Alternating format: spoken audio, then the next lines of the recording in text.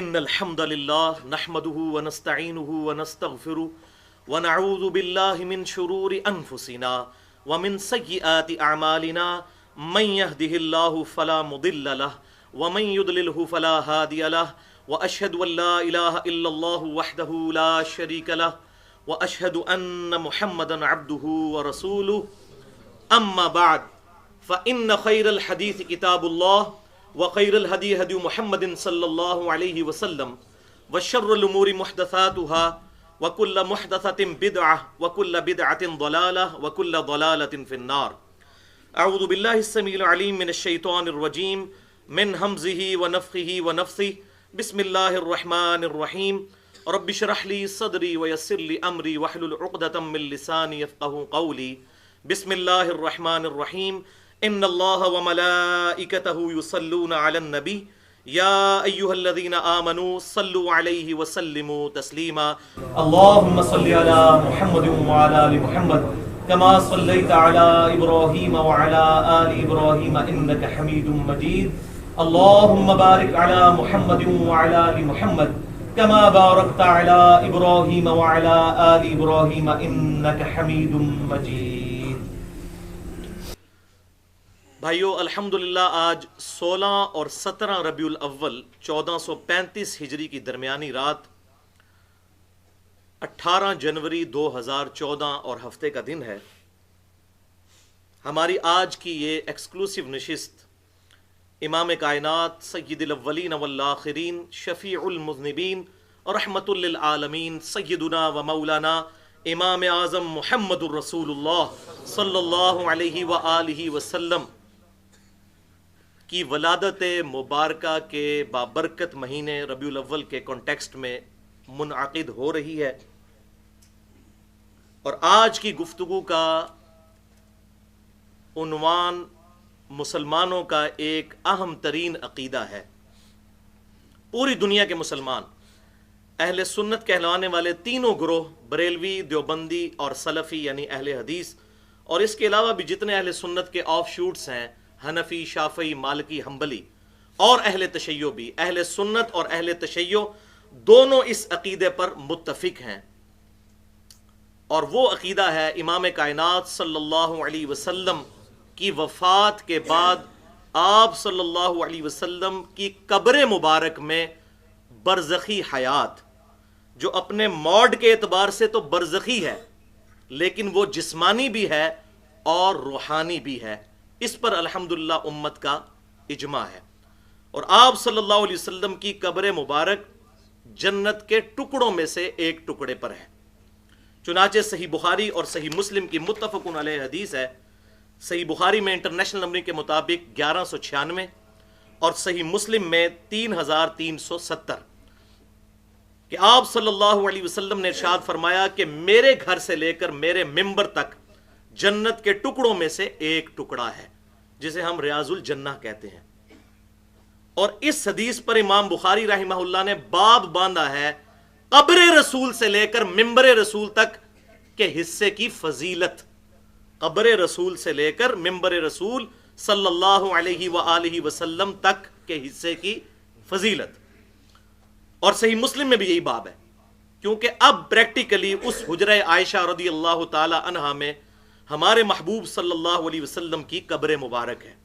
لہٰذا وہ گھر جو ہے وہ اسی میں آپ صلی اللہ علیہ وسلم کی قبر مبارک بنی، کیونکہ جامعہ ترمذی میں صحیح سند کے ساتھ یہ حدیث موجود ہے کہ نبی کو وہیں پر دفن کیا جاتا ہے جہاں پر اس کی وفات ہوتی ہے. اور اس عقیدے کو بھائیو ہم عرف عام میں عقیدہ حیات النبی صلی اللہ علیہ وسلم کہتے ہیں. اور یہ کوئی جدید عقیدہ نہیں ہے، یہ عقیدہ شروع سے مسلمانوں کے ہاں چلتا آ رہا ہے. آج سے تقریباً 1000 سال پہلے اہل سنت کے بہت بڑے امام اور احادیث کی کئی کتابوں کے مؤلف سیدنا امام ابو بکر حافظ احمد بن حسین بن علی البیہقی، جن کو مشہور امام البیہقی کہا جاتا ہے، المتوفى 458 ہجری، انہوں نے 21 احادیث پر مشتمل ایک مکمل کتاب لکھی جس کا نام ہی ہے حیات الانبیاء فی قبورہم، یعنی نبی اپنی قبروں میں زندہ ہے. حیات الانبیاء فی قبورہم. اس کی ڈیٹیل انشاءاللہ آگے چل کے آ جائے گی اس لیکچر میں. بھائیو، ہماری آج کی یہ اہم ترین گفتگو ایک ویڈیو بک بننے جا رہی ہے مسئلہ حیات النبی صلی اللہ علیہ وسلم سے ریلیٹڈ. پھر ہماری یہ گفتگو انشاءاللہ تعالی ہماری ویب سائٹ اہل سنت پاک.com پر مسئلہ نمبر نیو 5 کے نام سے، مسئلہ نمبر 5 کے نام سے اپلوڈ ہوگی، اور اس گفتگو کا عنوان ہوگا مسئلہ نمبر 5، عقیدہ حیات النبی صلی اللہ علیہ وسلم سے متعلق فرقہ وارانہ نظریات کا تحقیقی جائزہ. عقیدہ حیات النبی صلی اللہ علیہ وسلم سے متعلق فرقہ وارانہ نظریات کا تحقیقی جائزہ. عقیدہ حیات النبی صلی اللہ علیہ وسلم سے متعلق فرقہ وارانہ نظریات کا تحقیقی جائزہ. بھائیو، آج کا لیکچر بھی میں نے بڑی محنت کے ساتھ کمپیریٹیو سٹڈی کرنے کے بعد فرقہ واریت کی لعنت سے بالا تر ہو کر تمام مکاتب فکر کے علماء کو سننے اور ان کی کتابیں پڑھنے کے بعد تیار کیا ہے الحمدللہ. مثلا بریلوی مکتبہ فکر کے ایک بہت بڑے عالم دور حاضر کے علامہ عباس رضوی صاحب، انہوں نے 448 صفحات پر مشتمل ایک کتاب لکھی ہے، آپ زندہ ہیں واللہ صلی اللہ علیہ وآلہ وسلم. اس کو میں نے مکمل سٹڈی کیا. یہ بریلوی مکتبہ فکر کے بڑے عالم. اسی طریقے سے دیوبند مکتبہ فکر میں جو حیاتی گروپ ہے، ان کے بہت بڑے عالم علامہ سرفراز خان صفدر صاحب، ان کی 439 صفحات پہ مشتمل کتاب ہے تسکین الصدور، مسئلہ حیات النبی صلی اللہ علیہ وسلم سے ریلیٹڈ. اس کا بھی مطالعہ کیا. اسی طریقے سے جو دیوبند مکتبہ فکر میں مماتی گروپ ہے، ان کے عطا اللہ بندیالوی صاحب کی کتاب ہے مسئلہ حیات النبی صلی اللہ علیہ وسلم، اس کو بھی اسٹڈی کیا. اسی طریقے سے اہل تشیع کی پرٹیکولر کوئی علیحدہ سے کتاب نہیں، لیکن اصول کافی کے اندر ان کے عقائد موجود ہیں مسئلہ حیات النبی سے متعلق، اس کو میں نے الحمدللہ اسٹڈی کیا. اسی طریقے سے اہل حدیث مکتبہ فکر کے بہت بڑے عالم علامہ اسماعیل سلفی صاحب کی کتاب ہے مسئلہ حیات النبی صلی اللہ علیہ وسلم، تقریباً 70 صفحات پر مشتمل ہے، اس کو بھی اسٹڈی کیا. تو یہ تمام کتابیں اسٹڈی کرنے کے بعد الحمدللہ یہ لیکچر تیار ہوا ہے. اور ایون اس اسٹڈی کے دوران میں نے دور حاضر میں ایک جدید فرقہ سامنے آیا ہے، ایکس کیپٹن عثمانی صاحب کا، جس کو برزخی گروپ بھی کہتے ہیں اپنے آپ کو، جو دیوبند کے جو مماتی گروپ ہے اسی کا ایک آف شوٹ ہے. اور یہ پھر اس حد تک آگے گئے ہیں کہ معاذ اللہ استغفر اللہ، انہوں نے اپنی کتاب کے اندر، کیپٹن عثمانی صاحب نے اپنی کتاب اسلام یا مسلک پرستی کے صفحہ 30 پر لکھا ہے کہ نبی صلی اللہ علیہ وسلم مدینہ شریف کے گڑھے میں دفن نہیں ہے، وہاں پر موجود نہیں ہے. یعنی قبر مبارک کے لیے گڑھے کا لفظ استعمال کیا، وَلِعَوْذُ بِاللَّهِ تَعَالَى. یہ دیوبند کے مماتی گروپ کا ایک آف شوٹ ہے. اس کے علاوہ بھی انہوں نے کتابیں لکھی ایمان خالص حصہ دوم کے نام سے اور عذاب برزخ کے نام سے. وہ تمام کتابوں کو میں نے پوری ایمانداری کے ساتھ سٹڈی کیا اور اس کے بعد یہ الحمدللہ لیکچر تیار کیا ہے. بھائیو، آج کی گفتگو میں جتنی بھی آیات اور احادیث آئیں گی میں انشاءاللہ تعالی ان کے ریفرنس دے دوں گا، لیکن جو کریٹیکل احادیث ہوں گی صرف انہی کے انٹرنیشنل نمبر بیروت اور علماء حرمین کی انٹرنیشنل نمبر کے مطابق بتاؤں گا، جس کے مطابق دارالسلام بھی عربی کتب شائع کرتا ہے، اور جو عربی کتابوں کے جو سافٹ ویئرز ہیں مکتبۃ الشاملہ اور دوسرے سافٹ ویئر اسی انٹرنیشنل نمبرنگ کے مطابق ہوتے ہیں. پھر بھی اگر کسی کی کوئی کیوری ہو تو لیکچر کے اینڈ پہ مجھ سے ڈسکشن کر سکتا ہے. لیکچر کے دوران کسی کو سوال کرنے کی اجازت نہیں، ورنہ یہ ہماری گفتگو کا ڈیکورم ڈسٹرب ہو جائے گا. اور بعد میں بھی اگر کسی کو سوال کرنا ہو تو mirza_95@yahoo.com میرا ای میل ایڈریس ہے، جس پہ میں الحمدللہ روزانہ درجنوں اور بسا اوقات سینکڑوں ای میلز کے جواب فرقہ واریت کی لعنت سے بالا تر ہو کر دیتا ہوں. بھائیو، آپ میں سے اکثر کو معلوم ہے کہ میں تقریباً 31 سال تک بریلوی رہا، اور اس کے بعد 2008 میں کچھ عرصہ دیوبند کے ساتھ، پھر اہل حدیث کے ساتھ، پھر اہل تشیع کے ساتھ بھی گزرا. اب بھی الحمدللہ میں تمام مکاتب فکر کے علماء کو سنتا ہوں، ان کی کتابیں پڑھتا ہوں. جہاں حق بات لگتی ہے قبول کر لیتا ہوں، اور جہاں پر کوئی غلطی نظر آئے تو بغیر کسی کلمہ گو اہل قبلہ کی تکفیر کیے اس کی اصلاح کی کوشش کرتا ہوں، اور یہی ایک مسلمان کا ایٹیچیوڈ ہونا چاہیے۔ اور اسی کانٹیکسٹ میں تمہیداً آخری بات جس کے بغیر میری تسلی نہیں ہوتی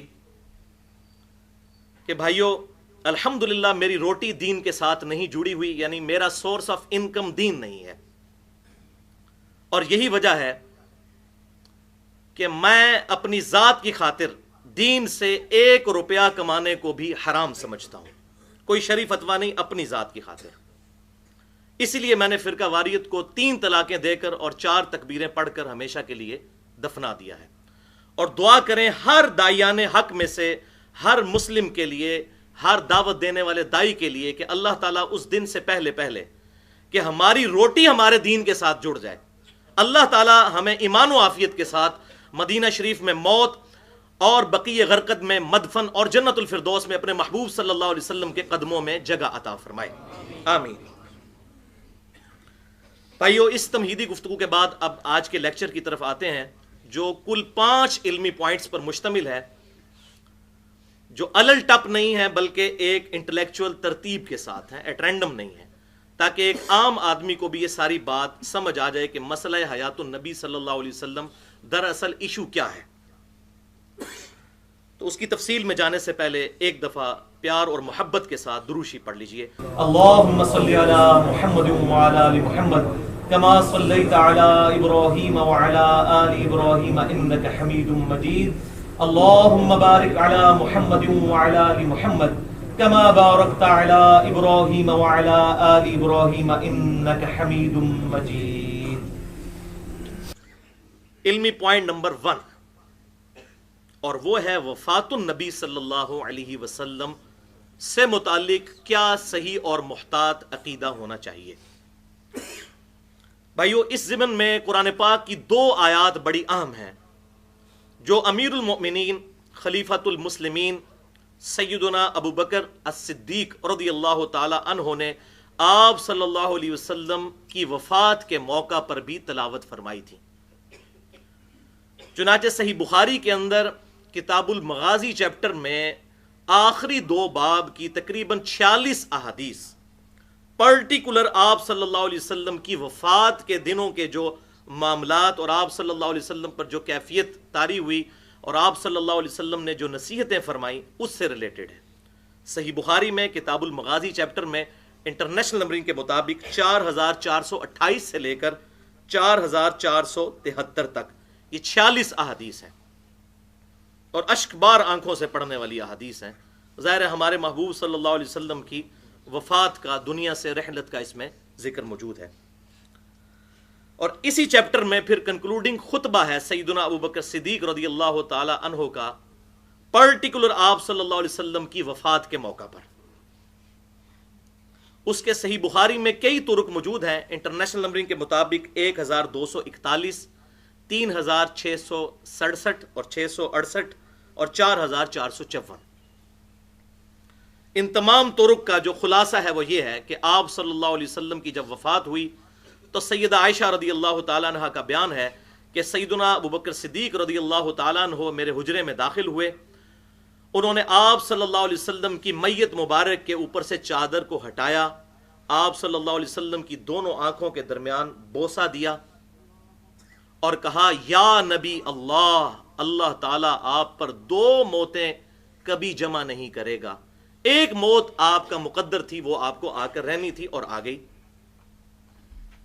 کیونکہ صحابہ اکرام میں پرٹیکولر سیدنا عمر فاروق رضی اللہ تعالیٰ عنہ کو یہ غلطی لگ گئی تھی کہ آپ صلی اللہ علیہ وسلم جو ہے وہ کچھ عرصے کے بعد دوبارہ یہ ڈورمنٹ پوزیشن میں چلے گئے ہیں، دوبارہ دنیا میں آئیں گے اور منافقین کو قتل کریں گے، اور ابھی تو روم بھی فتح ہونا ہے، ابھی تو ایران بھی فتح ہونا ہے، آپ صلی اللہ علیہ وسلم کی پروفیسیز موجود ہیں، بشارتیں موجود ہیں، اس کے بغیر آپ صلی اللہ علیہ وسلم دنیا سے کیسے جا سکتے ہیں؟ یہ ان کا اپنا نظریہ تھا۔ تو اسی لیے سیدنا ابو بکر صدیق رضی اللہ تعالیٰ عنہ نے اس کا رد کیا کہ اللہ تعالیٰ 2 موتیں جمع نہیں کرے گا، ایک دفعہ موت آنی تھی وہ آ گئی، اور کہا یا نبی اللہ، 1241 صحیح بخاری، میت مبارک کو مخاطب کر کے۔ پھر سیدنا ابو بکر صدیق رضی اللہ تعالیٰ عنہ حجرے سے باہر نکلے، سیدنا عمر رضی اللہ تعالیٰ عنہ پھر وہی اپنی بات پر قائم تھے کہ نبی صلی اللہ علیہ وسلم فوت نہیں ہوئے۔ سیدنا ابو بکر نے ان کو ڈانٹا اور کہا کہ عمر بیٹھ جاؤ، لیکن سیدنا عمر نہیں بیٹھے تو سیدنا ابو بکر صدیق رضی اللہ تعالیٰ عنہ نے وہاں پر ایک خطبہ دیا، اور ظاہر ہے کہ آپ صلی اللہ علیہ وسلم نے اپنی مبارک زندگی میں، بخاری اور مسلم کی متفق علیہ حدیث ہے، اپنے مصلے پر سیدنا و مولانا ابو بکر صدیق رضی اللہ تعالیٰ عنہ کو کھڑا کیا تھا۔ ان کا ریگارڈ صحابہ کرام میں زیادہ تھا باقی صحابہ کرام کی نسبت، لہذا سب کے سب لوگ سیدنا عمر کو چھوڑ کر سیدنا ابو بکر صدیق رضی اللہ تعالیٰ عنہ کی طرف متوجہ ہوئے۔ پھر انہوں نے وہاں پر ایک خطبہ دیا، اللہ اکبر، اس موقع پر، اور پہلا جملہ حمد و صلات کے بعد انہوں نے کیا بولا؟ من کان یعبد محمدا فإن محمد قد مات، جو کوئی محمد صلی اللہ علیہ وسلم کی عبادت کرتا تھا تو پس وہ جان لے کہ محمد صلی اللہ علیہ وسلم فوت ہو چکے ہیں۔ ومن کان یعبد اللہ، اور جو کوئی اللہ کی عبادت کرتا ہے، اللہ اکبر، فإن اللہ حی لا یموت، تو بے شک اللہ تعالیٰ تو زندہ ہے اور اسے کبھی موت نہیں آئے گی۔ اللہ اکبر، اللہ اکبر کبیرہ۔ اور پھر اپنی بات کی دلیل میں 2 آیات تلاوت کی۔ پہلی آیت سورہ الزمر کی آیت نمبر 30، بسم اللہ الرحمن الرحیم، انک میت و انہم میتون، اے محبوب صلی اللہ علیہ وسلم تمہیں بھی موت آنی ہے اور تمہارے مخالفین ان کفار کو بھی موت آنی ہے۔ اور پھر آیت تلاوت کی سورہ آل عمران کی آیت نمبر 144، وما محمد الا رسول قد خلت من قبلہ الرسل افئن مات او قتل انقلبتم علی اعقابکم، محمد صلی اللہ علیہ وسلم تو نہیں مگر ایک رسول ہی، اور ان سے پہلے بھی کئی رسول گزر چکے، کیا یہ اگر فوت ہو جائیں یا قتل کر دیے جائیں، شہید کر دیے جائیں، تو تم اپنے دین سے الٹے قدم پھر جاؤ گے؟ اور جو الٹے قدم پھرے گا وہ ہمارا کوئی نقصان نہیں کرے گا، اور ثابت قدم رہنے والوں کو، شاکرین کو ہم جزا دیں گے۔ یعنی آپ صلی اللہ علیہ وسلم پر کوئی احسان تو نہیں کیا تم نے ایمان لا کر، اپنے اوپر احسان کیا ہے۔ آپ صلی اللہ علیہ وسلم دنیا سے چلے گئے، اپنا فرض پورا کر کے چلے گئے، اب آپ کے جانے کے بعد اگر دین چھوڑو گے تو آپ کا کوئی نقصان نہیں ہوگا، اپنا نقصان کرو گے، والعیاذ باللہ۔ بس اسی پھر حدیث میں آگے چلتا ہے کہ صحابہ کرام نے جب یہ خطبہ سنا تو انہوں نے کہا اللہ کی قسم ہمیں لگا کہ گویا یہ آیات آج ہی ہم نے پہلی دفعہ سنی ہے، حالانکہ ہم نے سنی تھی، لیکن سیدنا ابو بکر صدیق رضی اللہ تعالیٰ عنہ اس وقت ثابت قدم رہے اور ان کو وہ آیات یاد تھیں کہ پہلے ہی پیشن گوئی تھی کہ آپ صلی اللہ علیہ وسلم نے دنیا سے تشریف لے جانا ہے۔ اور سیدنا عمر کہتے ہیں کہ جب میں نے ابو بکر سے آیات سنی تو میرے پاؤں میرے جسم کا وزن نہ اٹھا سکے، اللہ اکبر، اسی جگہ پر بیٹھ گئے آیات سن کر۔ ظاہر ہے صحابہ کرام میں اور امتیوں میں یہ تو فرق ہے، آیت سنتے تھے سمعنا واطعنا۔ بہرحال اس حدیث سے 5 رزلٹس نکلے ہیں، وہ میں جلدی جلدی آپ کو اس حوالے سے کلیئر کر دوں تاکہ یہ ریمائنڈ ہو جائے ہمیں۔ رزلٹ نمبر 1، آپ صلی اللہ علیہ وسلم کی میت کو مخاطب کر کر یا نبی اللہ پڑھنا سیدنا ابو بکر صدیق کی سنت ہے، اور یہی وجہ ہے کہ صحابہ اکرام علیہم رضوان جب بھی قبر مبارک پر حاضری دیتے تھے تو یا رسول اللہ کہہ کر آپ صلی اللہ علیہ وسلم پر سلام عرض کرتے تھے۔ چنانچہ الموطا امام مالک میں، سنن الکبریٰ البہیقی کے اندر، فضل الصلاۃ علی النبی میں، اور چوتھی کتاب مصنف ابن ابی شیبہ میں انٹرنیشنل نمبرنگ کے مطابق 11793 نمبر حدیث ہے کہ سیدنا عبداللہ بن عمر رضی اللہ تعالیٰ عنہ جب کبھی بھی سفر پر جاتے تو مسجد نبوی میں 2 نفل پڑھتے، اس کے بعد قبر رسول پر حاضر ہو کر روضہ شریف پر عرض کرتے السلام علیکہ یا رسول اللہ، پھر سیدنا ابو بکر کی قبر کے پاس آ کر السلام علیکہ یا ابا بکر، اور پھر اپنے باپ کی قبر پر آ کر السلام علیکہ یا ابتا، اے میرے باپ آپ پر سلامتی ہو۔ اور ویسے بھی آپ صلی اللہ علیہ وسلم نے بھی ہمیں ایک دعا تعلیم فرمائی ہے، صحیح مسلم میں کتاب الجنائز میں انٹرنیشنل نمبرنگ کے مطابق 2257، کہ جب بھی قبرستان میں بھی جائیں تو یہ دعا مانگنی ہے ان مردوں کو مخاطب کر کے، السلام علیکم اہل الدیار من المؤمنین والمسلمین وإنا انشاء اللہ بکم للاحقون نسأل اللہ لنا ولکم العافیہ، تو اس میں بھی ہم مخاطب کرتے ہیں۔ بل یہاں پر ایک ضمناً بات میں عرض کر دوں کہ بعض لوگوں میں مشہور ہے کہ آپ صلی اللہ علیہ وسلم کا جنازہ نہیں ہوا تھا، تو یہ بات بالکل جھوٹ ہے، آپ صلی اللہ علیہ وسلم کا جنازہ ہوا۔ سنن نسائی الکبریٰ میں پورا چیپٹر ہے وفات النبی صلی اللہ علیہ وسلم کے نام سے، سنن نسائی کے اندر، جس میں آپ صلی اللہ علیہ وسلم کے سارے معاملات کا ذکر موجود ہے۔ باقی تو سب متفق ہیں کہ سیدنا مولا علی رضی اللہ تعالیٰ عنہ نے آپ صلی اللہ علیہ وسلم کو غسل دیا۔ مولا کا مطلب دلی محبوب، جو حدیث متواترہ ہے، من کنت مولاہ فہذا علی مولا، جس کا جگری یار میں ہوں اس کا جگری یار علی ہونا چاہیے۔ تو مولا علی نے نبی صلی اللہ علیہ وسلم کو غسل دیا، آپ صلی اللہ علیہ وسلم کو کفن دیا گیا، آپ صلی اللہ علیہ وسلم کو دفنایا گیا۔ یہ سارے معاملات ہوئے تو جنازہ کیوں نہیں ہونا تھا؟ البتہ ایک استثناء ہے کہ آپ صلی اللہ علیہ وسلم کا جنازہ انڈیویجولی لوگوں نے پڑھا، امام کوئی نہیں تھا، کچھ ٹولیوں کی شکل میں صحابہ کرام آتے تھے اور 4 تکبیرات پڑھ کر وہی جو کچھ ہم تکبیرات میں پڑھتے ہیں دوسری طرف سے نکل جاتے تھے۔ تو اس طرح جنازہ ہوا۔ رزلٹ نمبر 2، سیدنا ابو بکر صدیق رضی اللہ تعالیٰ عنہ کا یہ عقیدہ تھا کہ آپ صلی اللہ علیہ وسلم پر اللہ تعالیٰ 2 موتیں جمع نہیں کرے گا، ایک ہی موت آپ کو آئے گی۔ اسی لیے انہوں نے کہا یا نبی اللہ تعالیٰ آپ پر 2 موتیں جمع نہیں کرے گا، یعنی اب آپ کی ہمیشہ کی برزخی زندگی شروع ہو چکی ہے۔ اور اس کے ثبوت میں ایک بڑی زبردست حدیث ہے سیدہ عائشہ رضی اللہ تعالیٰ عنہا کی، صحیح بخاری میں انٹرنیشنل نمبر کے مطابق 4451۔ اما عائشہ کہتی ہیں آپ صلی اللہ علیہ وسلم کا آخری وقت قریب تھا تو میرے بھائی عبد الرحمن بن ابی بکر وہاں آئے، ان کے ہاتھ میں مسواک تھی، آپ صلی اللہ علیہ وسلم نے اس کی طرف اشارہ کیا تو میں سمجھ گئی کہ آپ صلی اللہ علیہ وسلم مسواک سے محبت کرتے ہیں، تو میں نے وہ مسواک لے کر آپ صلی اللہ علیہ وسلم کو دی، لیکن وہ مسواک سخت تھی، آپ صلی اللہ علیہ وسلم اس کو چبا نہ سکے بیماری کی شدت کی وجہ سے، تو پھر میں نے اپنے منہ میں چبا کر اس مسواک کو آپ صلی اللہ علیہ وسلم کو دیا۔ اور پھر سیدہ عائشہ کہتی ہیں کہ الحمدللہ اللہ تعالیٰ نے آپ صلی اللہ علیہ وسلم کی وفات سے پہلے میرا تھوک اور آپ صلی اللہ علیہ وسلم کا لعاب دہن مبارک ایک جگہ جمع کر دیا۔ اس دن فی آخر یوم من الدنیا و اول یوم من الآخرہ، جو آپ صلی اللہ علیہ وسلم کی دنیا کی زندگی کا آخری دن تھا اور آخرت کی زندگی کا پہلا دن تھا۔ اب یہ سیدہ عائشہ نے عقیدہ کلیئر کر دیا کہ دنیا کی زندگی ختم اور آخرت کی زندگی آپ صلی اللہ علیہ وسلم کی شروع، یہ دوسرے موڈ میں کنورژن ہو گئی۔ رزلٹ نمبر 3، کسی بھی بڑے سے بڑے انسان کو غلطی لگ سکتی ہے، جیسا کہ اس کیس میں سیدنا عمر فاروق رضی اللہ تعالیٰ عنہ کو غلطی لگی اور وہ آپ صلی اللہ علیہ وسلم کے بارے میں یہ عقیدہ انہوں نے رکھا کہ ابھی ان کو موت نہیں آ سکتی، لیکن ساتھ ہی جیسے ہی ان کو آیات سنائی گئیں انہوں نے فوراً رجوع کیا اور یہ نہیں کہا کہ میں اتنا بڑا بزرگ پاگل ہوں، جس نے یہاں لوگ کہتے ہیں اتنے بڑے بڑے بزرگ پاگل ہیں۔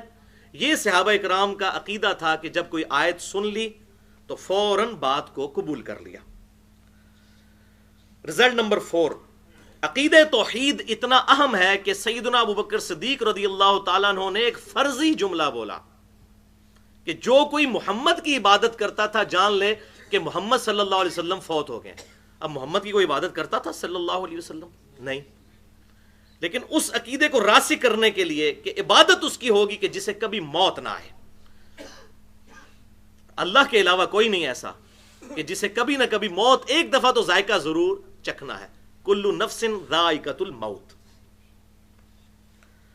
اور یہاں یہ بھی بات پتہ چل گئی کہ قرآن پاک میں دونوں لفظ آئے آپ صلی اللہ علیہ وسلم کے لیے، وما محمد الا رسول قد خلت من قبلہ الرسل افئن مات، اگر آپ صلی اللہ علیہ وسلم مر جائیں۔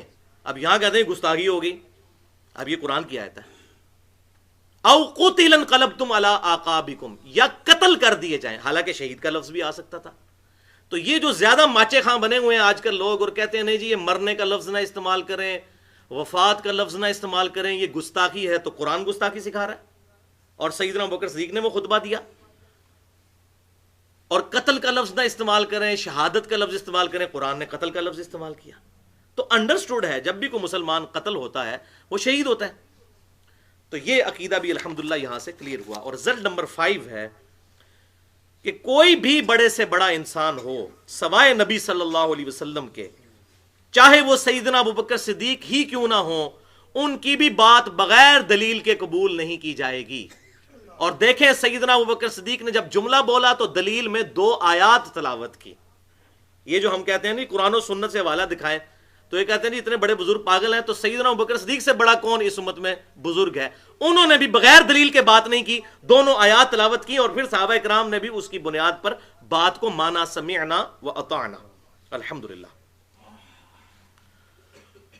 لیکن یہاں حال یہ ہے بھائیوں، انڈیا، پاکستان اور بنگلہ دیش کا اتنا گندا کلچر ہے، یہاں مولویوں نے ایسی پٹی پڑا رکھی ہے اپنی عوام کو، وہ صحابہ اکرام ہی تھے کہ ایک آیت سنی تو فوراً سرنڈر کر دیا۔ یہاں لوگوں کو بتائیں کہ بھائی بخاری اور مسلم میں نماز کا طریقہ یہ لکھا ہوا ہے، تو ان کے کان پہ جوں تک نہیں رکھتی، وہ کہتے ہیں نہیں لکھا ہوگا، ہمارے بزرگ پاگل ہیں۔ اور یہاں دیکھیں صحابہ اکرام علیہم رضوان، سیدنا عمر جیسا انسان، وہ بھی کہہ رہے ہیں کہ جب آیت سنی تو کہا کہ مجھے غلطی لگی تھی، میرے پاؤں میرا بوجھ نہ اٹھا سکے، وہیں پہ بیٹھ کے۔ یہاں لوگ احادیث آیات سنتے ہیں، کوئی اثر ہی نہیں ہوتا، اونیاں اڑ گیا جی۔ تو یہ فرق ہے، صحابہ اکرام علیہم رضوان کا کوئک فوراً رسپانس ہوا کرتا تھا اس حوالے سے۔ علمی پوائنٹ نمبر 2، بھائیو، قرآن پاک میں اور صحیح الاسناد احادیث میں شہدائے کرام اور انبیاء کرام علیہم السلام کی برزخی حیات سے متعلق ذکر موجود ہے۔ اس زمن میں 4 آیات بڑی اہم ہیں۔ پہلی آیت سورہ آل عمران کی 169 نمبر آیت ہے، بسم اللہ الرحمن الرحیم، وَلَا تَحْسَبَنَّ الَّذِينَ قُتِلُوا فِي سَبِيلِ اللَّهِ أَمْوَاتًا، اور مت گمان کرنا ان لوگوں کے بارے میں جو اللہ کی راہ میں قتل کر دیے جائیں کہ وہ مردہ ہیں، بل احیاء عند ربهم یرزقون، بلکہ وہ تو اپنے رب کے حضور زندہ ہیں اور انہیں رزق بھی دیا جاتا ہے۔ دوسری آیت سورۃ البقرہ آیت نمبر 154، وَلَا تَقُولُوا لِمَن يُقْتَلُ فِي سَبِيلِ اللَّهِ أَمْوَاتٌ، اور مت کہو ان لوگوں کو مردہ جو اللہ کی راہ میں قتل کر دیے جائیں، بل احیاء وَلَٰكِن لَا تَشْعُرُونَ، بلکہ وہ تو زندہ ہیں لیکن تمہیں ان کی زندگی کا شعور نہیں ہے۔ کیوں؟ وہ زندگی پردے میں ہے، برزخ میں، ان سین بیریئر، برزخ۔ اور اس کا ثبوت سورہ المومنون کی آیت نمبر 100، وَمِن وَرَائِهِمْ بَرْزَخٌ إِلَى يَوْمِ يُبْعَثُونَ، اور ان کے مرنے سے لے کر قیامت کے دن تک اٹھائے جانے کا جو وقت ہے وہ برزخ ہے، ان سین بیریئر ہے، اسے کوئی ابزرو نہیں کر سکتا۔ وَلَٰكِن لَا تَشْعُرُونَ، تمہیں شعور ہی نہیں ہے۔ یہ ایسی متشابہات ہیں، انہیں شریعت کی ٹرمینالوجی میں متشابہات کہا جاتا ہے، اور متشابہات کے بارے میں کیٹاگوریکل مینشن ہوا سورہ آل عمران کی آیت نمبر 7 میں، فَأَمَّا الَّذِينَ فِي قُلُوبِهِمْ زَيْغٌ، اور جن لوگوں کے دلوں میں ٹیڑھ پن ہوتا ہے، فَيَتَّبِعُونَ مَا تَشَابَهَ مِنْهُ ابْتِغَاءَ الْفِتْنَةِ، تو وہ متشابہات کے پیچھے پڑ جاتے ہیں تاکہ اس سے فتنہ کھڑا کر دیں،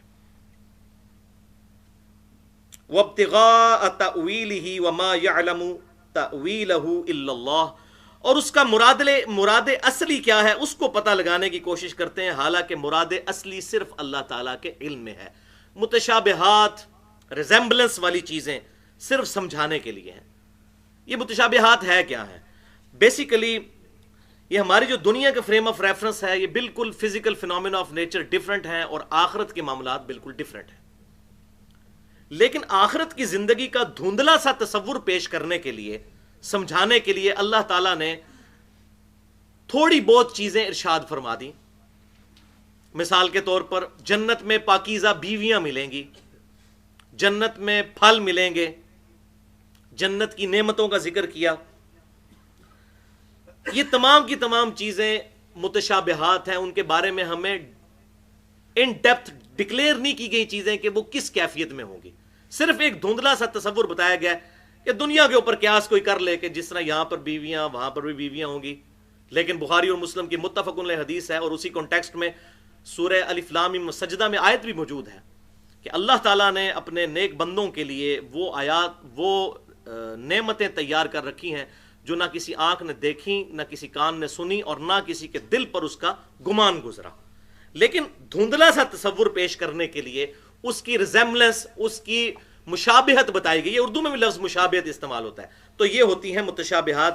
اس میں ہم صرف اتنا ہی کلام کر سکتے ہیں کہ جتنا ہمیں بتایا گیا ہے، اس سے زیادہ کلام نہیں کر سکتے۔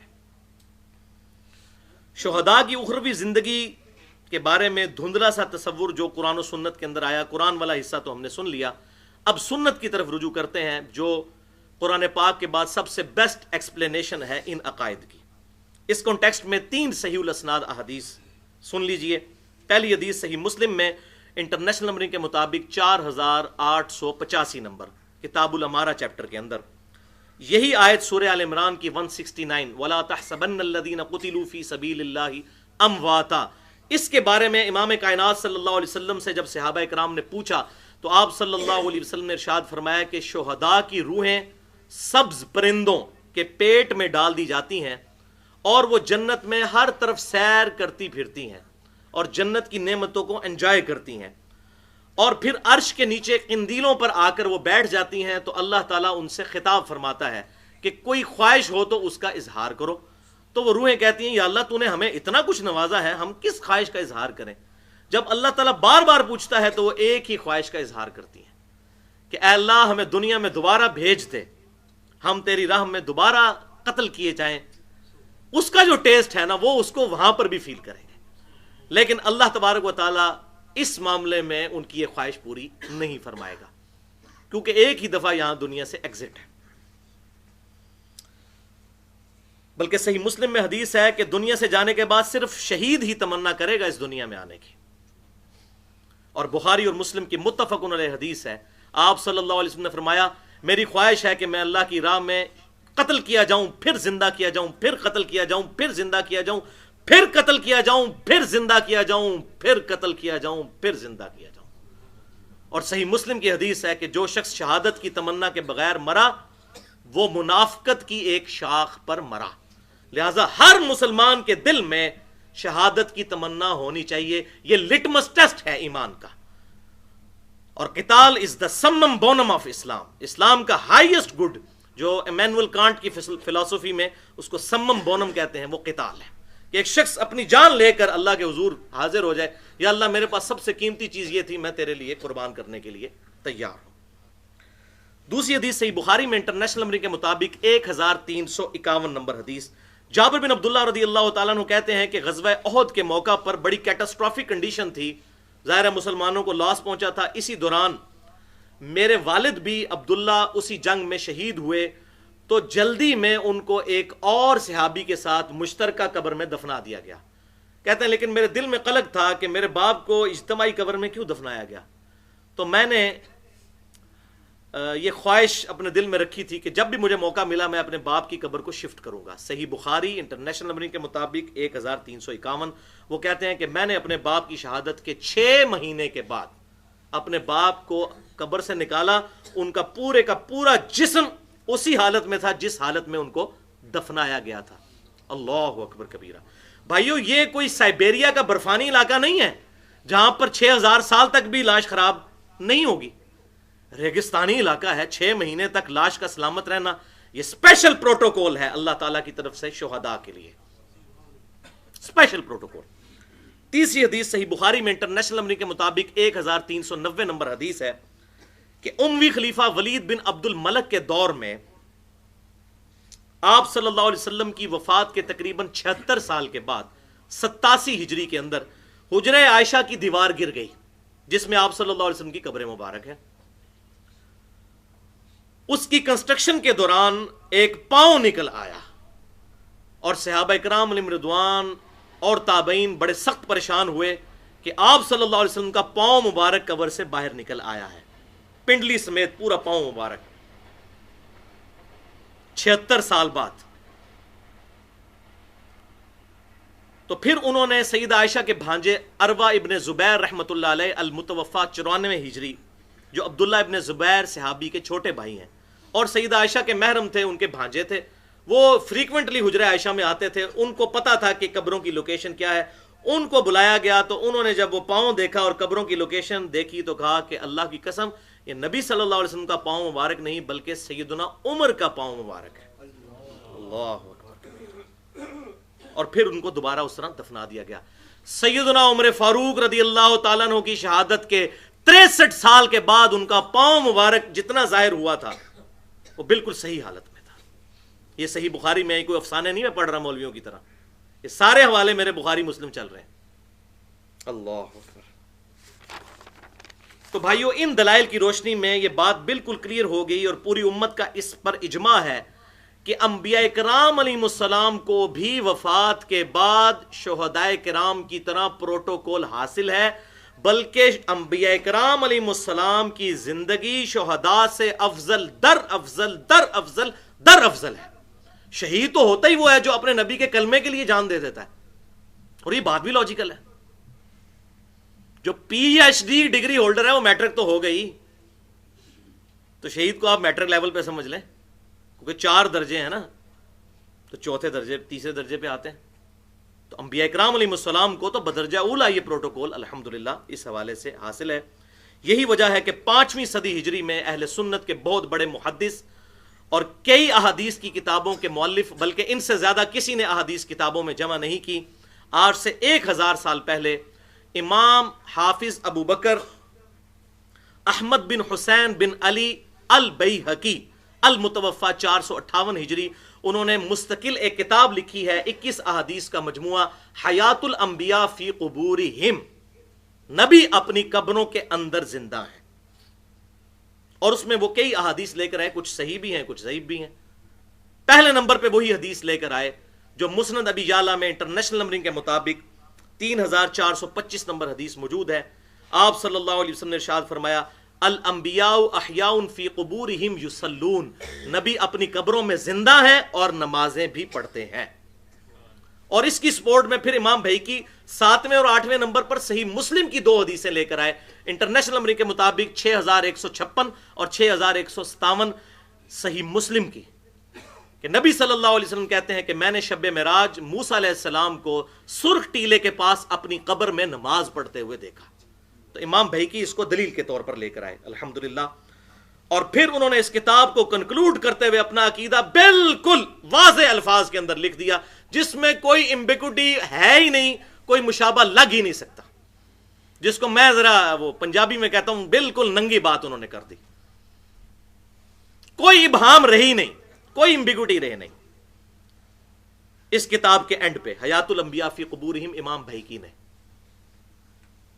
اور اسی کو امام ابن حجر عسقلانی رحمہ اللہ المتوفى 852 ہجری، انہوں نے صحیح بخاری کی شرح جو شہرہ آفاق شرح ہے فتح الباری، اس میں صحیح بخاری کی حدیث نمبر 3441 کی شرح میں بھی اسی کتاب کو دلیل بنایا انبیاء کرام علیہ السلام کی زندگی پر قبروں کے اندر۔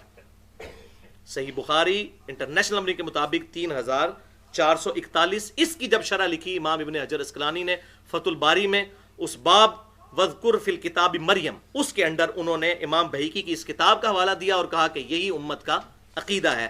اب امام بھیقی کے وہ الفاظ جو حیات الانبیاء فی قبورہم میں کنکلوڈنگ الفاظ ہیں ان کے، میں ایگزیکٹ ورڈ بائی ورڈ ان کے الفاظ پڑھنے لگا ہوں۔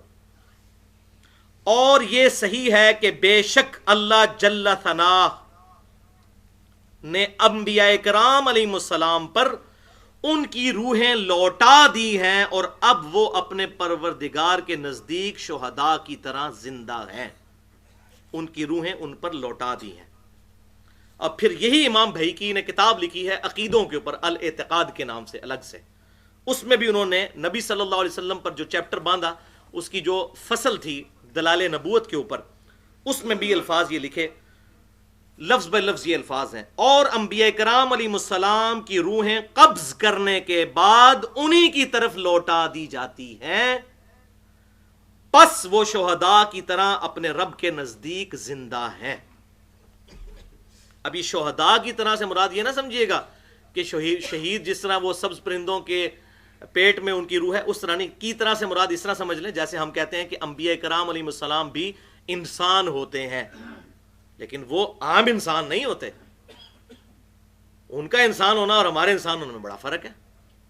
ہاں لیکن یہ ایک چیز ہے کہ وہ بھی انسان ہم بھی انسان، باقی جو کیفیت اور فضائل تو کوئی کمپیریزن ہی نہیں ہے۔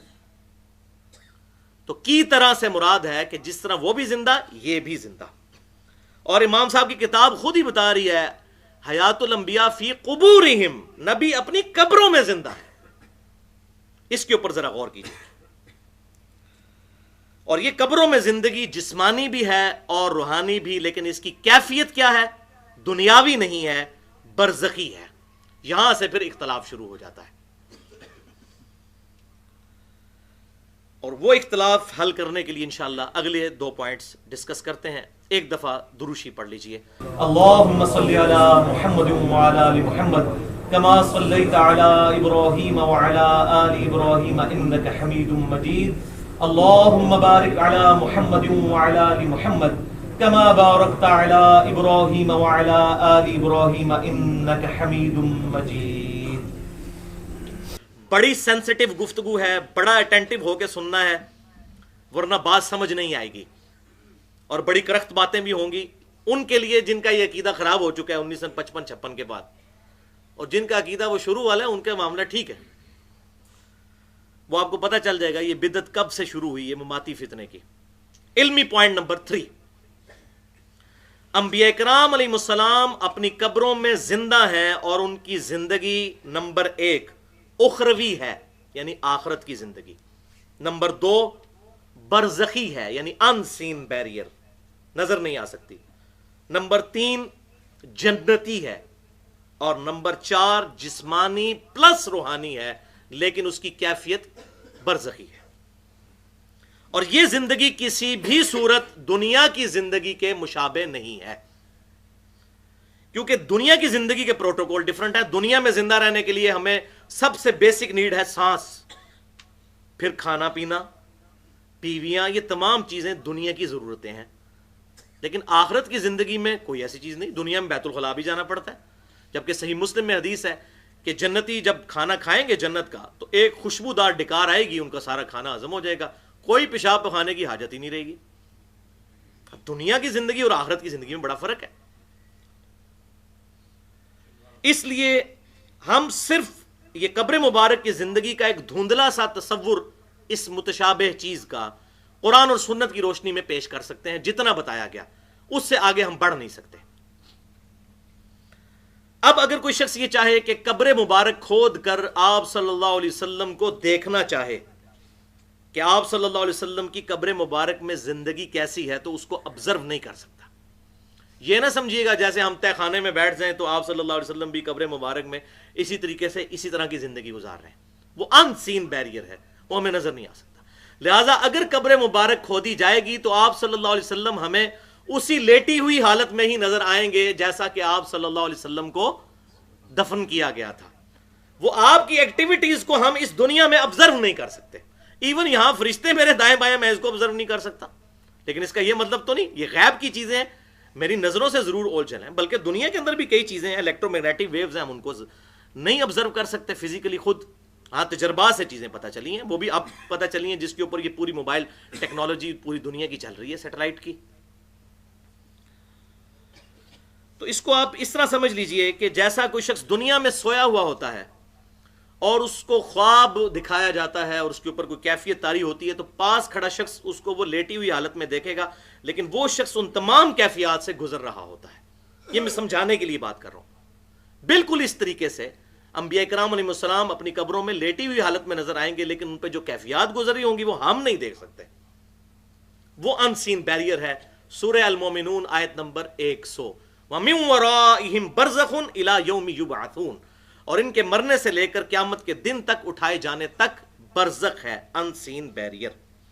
یہی وجہ ہے کہ امام ابن حجر اسقلانی رحمت اللہ علیہ نے فتح الباری کے اندر صحیح بخاری کی شرح لکھتے ہوئے انٹرنیشنل نمبر کے مطابق 4042 نمبر حدیث کے نیچے یہی الفاظ لکھے، ایگزیکٹ ورڈ میں پڑھنے لگا ہوں، لِأَنَّهُ بَعْدَ مَوْتِهِ، اور بے شک یہ کہ آپ صلی اللہ علیہ وسلم اپنی موت کے بعد، وَإِن كَانَ حَيًّا، اگرچہ کہ زندہ ہے، فَهِيَ حَيَاتٌ أُخْرَوِيَّةٌ، لیکن یہ زندگی اخروی ہے، لا تشبہ الحیات الدنیا، اس کو دنیا کی زندگی کے ساتھ کوئی مشابہ نہیں ہے، دنیا کی زندگی سے مختلف ہے۔ اب یہ اخروی ہے، جنتی ہے، برزخی ہے، اس کانٹیکسٹ میں 4 احادیث صحیح بخاری اور صحیح مسلم سے، تاکہ یہ بات بالکل کھل جائے۔ پہلی حدیث جو آلریڈی بیان ہو چکی، صحیح بخاری انٹرنیشنل نمبرنگ کے مطابق 4451 کے اما عائشہ نے کہا کہ آپ صلی اللہ علیہ وسلم کا لعاب دہن مبارک اور میرا تھوک اللہ تعالیٰ نے اس دن جمع کر دیے، آخر یوم من الدنیا و اول یوم من الآخرہ، اس دن کے جو حضور صلی اللہ علیہ وسلم کی دنیا کی زندگی کا آخری دن تھا اور آخرت کی زندگی کا پہلا دن، لہذا وہ آخرت کی زندگی ہے، دنیاوی زندگی نہیں ہے، جس طرح ہمارے بریلوی مکتبہ فکر یا دیوبند مکتبہ فکر کا حیاتی گروپ کہتا ہے۔ مماتی تو خیر بالکل ہی رائے راست سے ہٹ چکے ہیں، وہ تو بالکل ڈیویٹ ہو چکے ہیں، وہ انشاءاللہ آ بھی جائے گی بات۔ دوسری حدیث بھی صحیح بخاری اور صحیح مسلم کی متفق علیہ حدیث ہے کہ سیدہ عائشہ رضی اللہ تعالیٰ عنہ کہتی ہیں کہ آپ صلی اللہ علیہ وسلم اکثر یہ بات ارشاد فرمایا کرتے تھے کہ اللہ تعالیٰ کسی نبی کو اس وقت تک موت نہیں دیتا جب تک کہ جنت میں اس کو اس کا مقام نہ دکھا دے۔ یہ آپ اکثر کہا کرتے تھے، لیکن میں نے کبھی اس بات پر توجہ نہیں کی تھی، لیکن جب حضور کی بیماری کے دن آئے تو مجھے یہ حدیث یاد آ گئی، اور آپ صلی اللہ علیہ وسلم کو بیماری کے دوران جب غشی کی کیفیت ہوئی، اس سے افاقہ ہوا، تو آپ صلی اللہ علیہ وسلم نے اپنا سر مبارک آسمان کی طرف اٹھایا اور کہا اللہم الرفیق الاعلی، اے اللہ ان اعلیٰ لوگوں کے ساتھ مجھے بھی شامل کر دے۔ تو اما عائشہ کہتی مجھے وہ حدیث یاد آ گئی کہ حضور صلی اللہ علیہ وسلم کو جنت میں مقام دکھایا جا رہا ہے۔ اللہ اکبر کبیرہ۔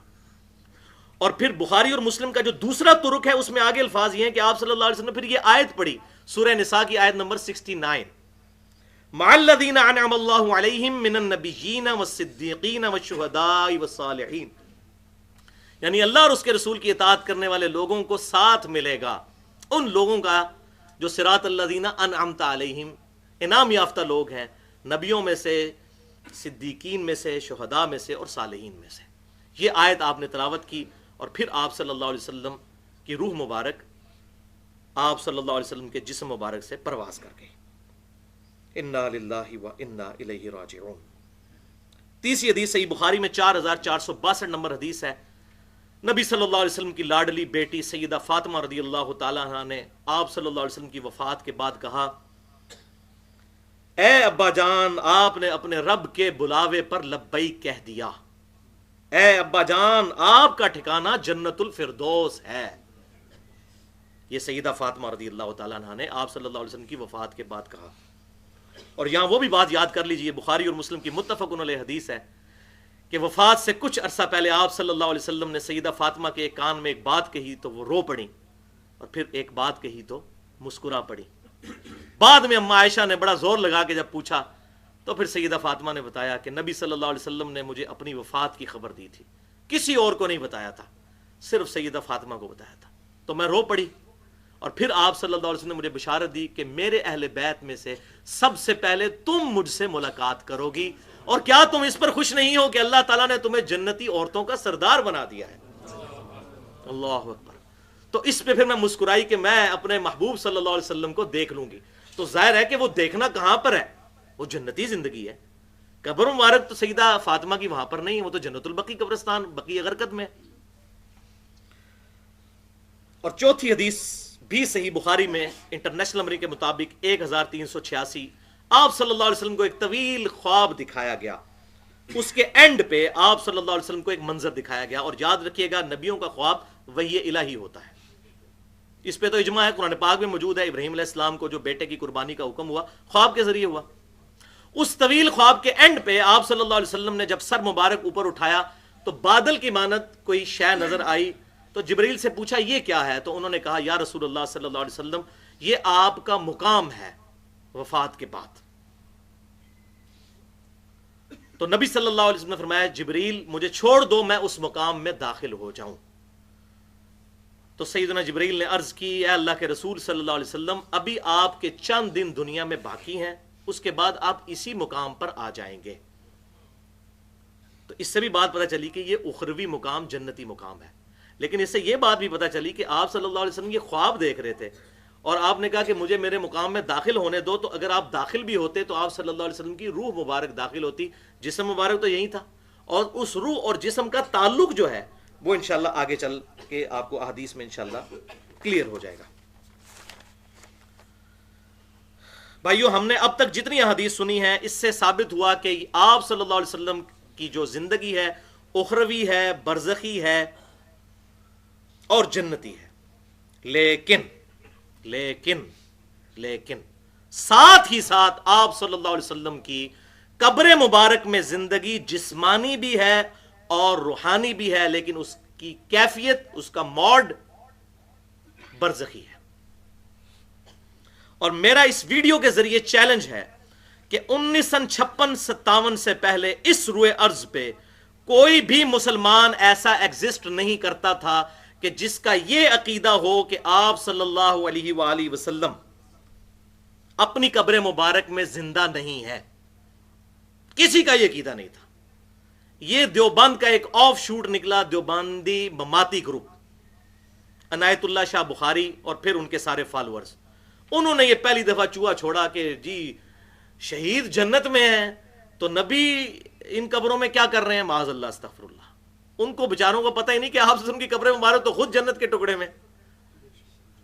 اب اتنی بھی عقل کام کر جاتی تو پھر بات سمجھ آ جاتی کہ وہ جنت کا ٹکڑا کیوں تھا۔ اور امام بخاری نے کیا باب باندھا ہے 1196 نمبر حدیث کے اوپر، قبر رسول کے حصے کی فضیلت، قبر سے لے کے ممبر تک کے حصے کی فضیلت۔ صحیح بخاری پڑھ لیتے غور سے تو بات سمجھ آ جاتی۔ پوری دنیا میں 1350 سال تک کسی کا یہ عقیدہ نہیں تھا جو دیوبند کے مماتی گروپ نے انجیکٹ کیا امت کے اندر، اور الحمدللہ وہ کامیاب بھی نہیں ہو سکا اس فارم میں۔ ابھی بھی الحمدللہ اہل سنت کہلوانے والے تینوں گروہ، بریلوی، دیوبندی اور سلفی، یعنی اہل حدیث، ہاں اہل حدیث میں کچھ لوگوں کو بیماری چڑھی، ادھر سے غبار چڑھا تو ان کے کچھ عقیدے خراب ہوئے۔ بہرحال ادھر بھی جو اہل حق علماء ہیں ان کا عقیدہ یہی ہے جو میں بیان کر رہا ہوں، اور اہل تشیع بھی، سب کا یہ عقیدہ ہے کہ آپ صلی اللہ علیہ وسلم قبر مبارک میں جسمانی پلس روحانی زندگی کے ساتھ زندہ ہے، لیکن وہ برزخی ہے، دنیاوی نہیں ہے، وہ میں آگے بتا دیتا ہوں۔ لیکن ظلم یہ ہے کہ یہی مماتی گروہ دوغلی پالیسی کرتا ہے کہ دیوبند کے وہی علماء جنہوں نے دیوبند مدرسہ بنایا 1867 کے اندر، جس سے پہلے دنیا میں کوئی دیوبندی نہیں تھا، انہی علماء کو رحمت اللہ علیہ بھی کہتے ہیں، حجت الاسلام قاسم نانوتوی کہتے ہیں، حالانکہ ان کو نہیں پتا کہ ان کی مشترکہ عقیدے کی کتاب المحند علی المفند میں کوسچن نمبر 5، جس میں 35 علماء دیوبند کے سائن موجود ہیں، جو عقیدے کی ان کی بنیادی کتاب ہے، اس میں انہوں نے کلیئر کٹ لکھ دیا کہ ہم آپ صلی اللہ علیہ وسلم کو دنیاوی طور پر قبر میں زندہ مانتے ہیں، والعیاذ باللہ تعالی۔ ان کو رحمت اللہ علیہ کہتے ہیں اور بیچارے بریلویوں کے پیچھے پڑ جاتے ہیں۔ اب یہ دوغلی پالیسی ہے، ایک پالیسی رکھے نا، ان کو بھی کہیں کہ ان کا بھی عقیدہ معاذ اللہ استغفر اللہ جو ہے وہ اس طریقے سے اس میں فتویٰ لگائیں۔ ان لوگوں نے توحید کی آڑ میں اہل سنت کے علماء پر کفر و شرک کے فتوے لگائے، جی جو حضور صلی اللہ علیہ وسلم کو قبر میں زندہ مانے وہ مشرک ہے، حالانکہ یہ خود بیسیکلی اس شرک کی طرف جا چکے ہیں۔ اور یہ بات یاد رکھیے گا، صحیح ابن خزیمہ میں اور ابن حبان میں صحیح سند کے ساتھ یہ حدیث موجود ہے، المعجم الکبیر طبرانی میں بھی غالباً موجود ہے، کہ آپ صلی اللہ علیہ وسلم نے فرمایا ایک وقت آئے گا کہ ایک شخص اپنے پڑوسی کو کہے گا اے مشرک۔ تو صحابہ نے پوچھا یا رسول اللہ صلی اللہ علیہ وسلم مشرک کون ہوگا؟ آپ نے فرمایا جس کو کہہ رہا ہوگا وہ مشرک نہیں ہوگا، لیکن کہنے والا مشرک ہو جائے گا۔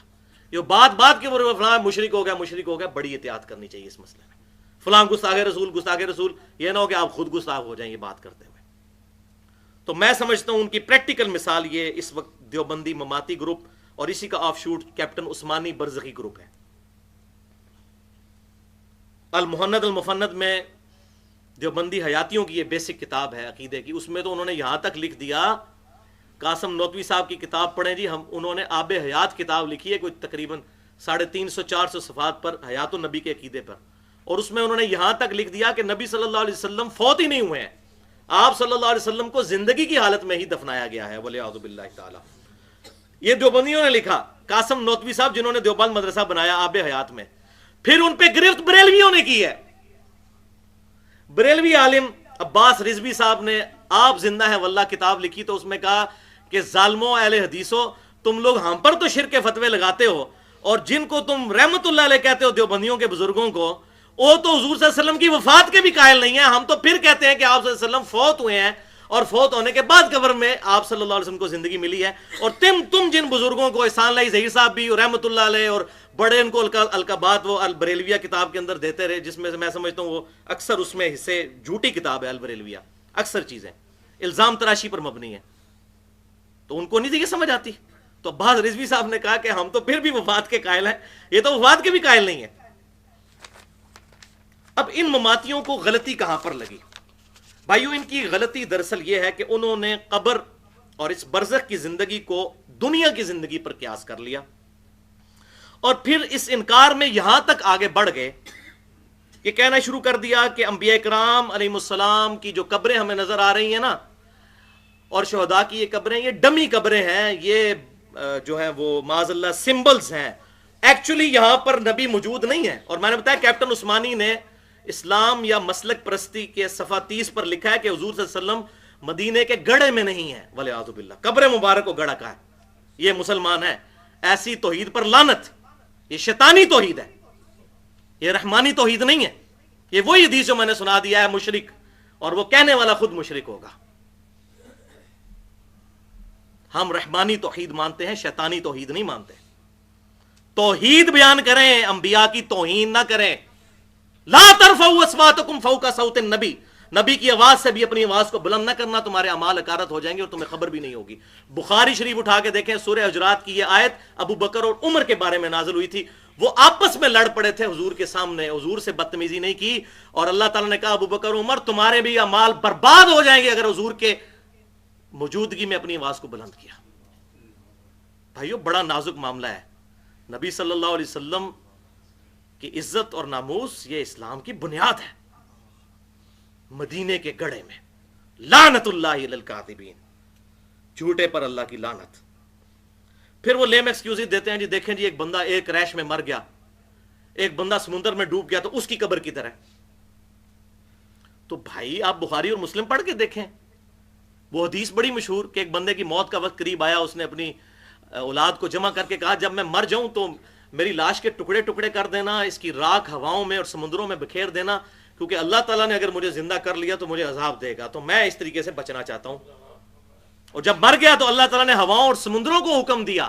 یہ بخاری اور مسلم دونوں میں ہے، اللہ کی رحمت کے بیان والے چیپٹر میں، مشکات میں بھی موجود ہے.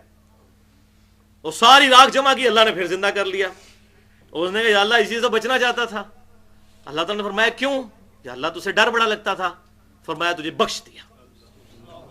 کفر کر کے مرا ہے، لیکن اس کا کفر جزوی تھا، کلی کافر نہیں تھا.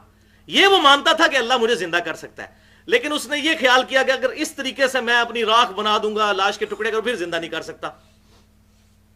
تو اس سے یہ بات پتہ چلی کہ اگر کسی کے عقیدے میں جزوی طور پر شرک بھی پایا جاتا ہو تو اس کی بھی بخشش کی گنجائش موجود ہے اگر اللہ چاہے تو. کلی شرک کی نہیں میں بات کر رہا.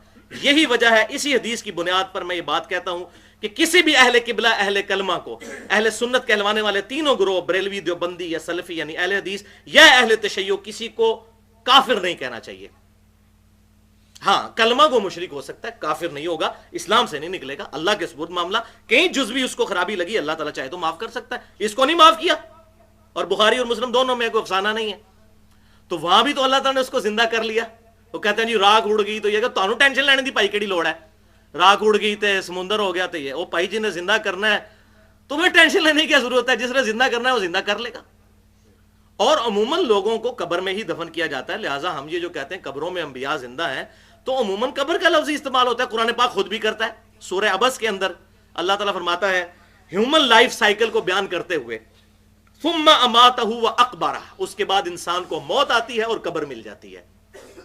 ساروں کو تو قبر نہیں ملتی، لیکن عموماً تو لوگوں کو قبر ملتی ہے، اور جس کو نہیں ملی اس کی وہیں پر اللہ تعالیٰ قبر بنا دے گا. شیر کے پیٹ میں قبر بنا دے، ہواؤں میں قبر بنا دے، سمندروں میں بنا دے، اللہ تعالیٰ تو ہر چیز پر قادر ہے. تو انہوں ٹینشن لینے کی کیڑی لوڑ ہے؟ ہمارا تو کوئی ایشو نہیں اس میں. اسی طریقے سے وَإِذَا الْقُبُورُ بُعْثِرَتْ عَلِمَتْ نَفْسٌ مَا قَدَّمَتْ وَأَخَّرَتْ، جب قبروں کو اکھاڑا جائے گا تو ہر جان جان جائے گی اس نے آگے کیا بھیجا اور پیچھے کیا چھوڑا. اور اس کا کلائمیکس میں کہتا ہوں اس کے اندر تو تعویل ہی ممکن نہیں ہے. ان پہ باقی آیات پہ تو یہ کہتے ہیں جی یہ قبریں ہیں، لیکن یہ وہ قبریں ہیں جو علیین اور سجین میں ہیں، یہ دنیا کی قبریں نہیں ہیں. تو اس کا کیا کریں گے آیت کا؟ قرآن تو اپنی حفاظت کرتا ہے. سورہ توبہ کی آیت نمبر 84 ہے. منافقین کے کانٹیکسٹ میں نبی صلی اللہ علیہ وسلم کو حکم ہوا وَلَا تُصَلِّ عَلَىٰ أَحَدٍ مِّنْهُمْ مَاتَ أَبَدًا، اے نبی صلی اللہ علیہ وسلم ان منافقین میں سے جب کوئی مر جائے کبھی بھی آپ نے اس کا جنازہ نہیں پڑھنا. وَلَا تَقُمْ عَلَىٰ قَبْرِهِ، اور نہ کسی منافق کی قبر پہ کھڑے ہونا ہے. تو کیا علیین سجین پہ حضور جا کے کھڑے ہوتے تھے؟ عقل نہیں کام کرتی ان کی. یہ کس قبر کی بات ہو رہی ہے کہ قبر پہ منافق کی نہیں کھڑے ہونا؟ یہ تو آیات ہیں اور احادیث تو اتنی بریف کرتی ہیں.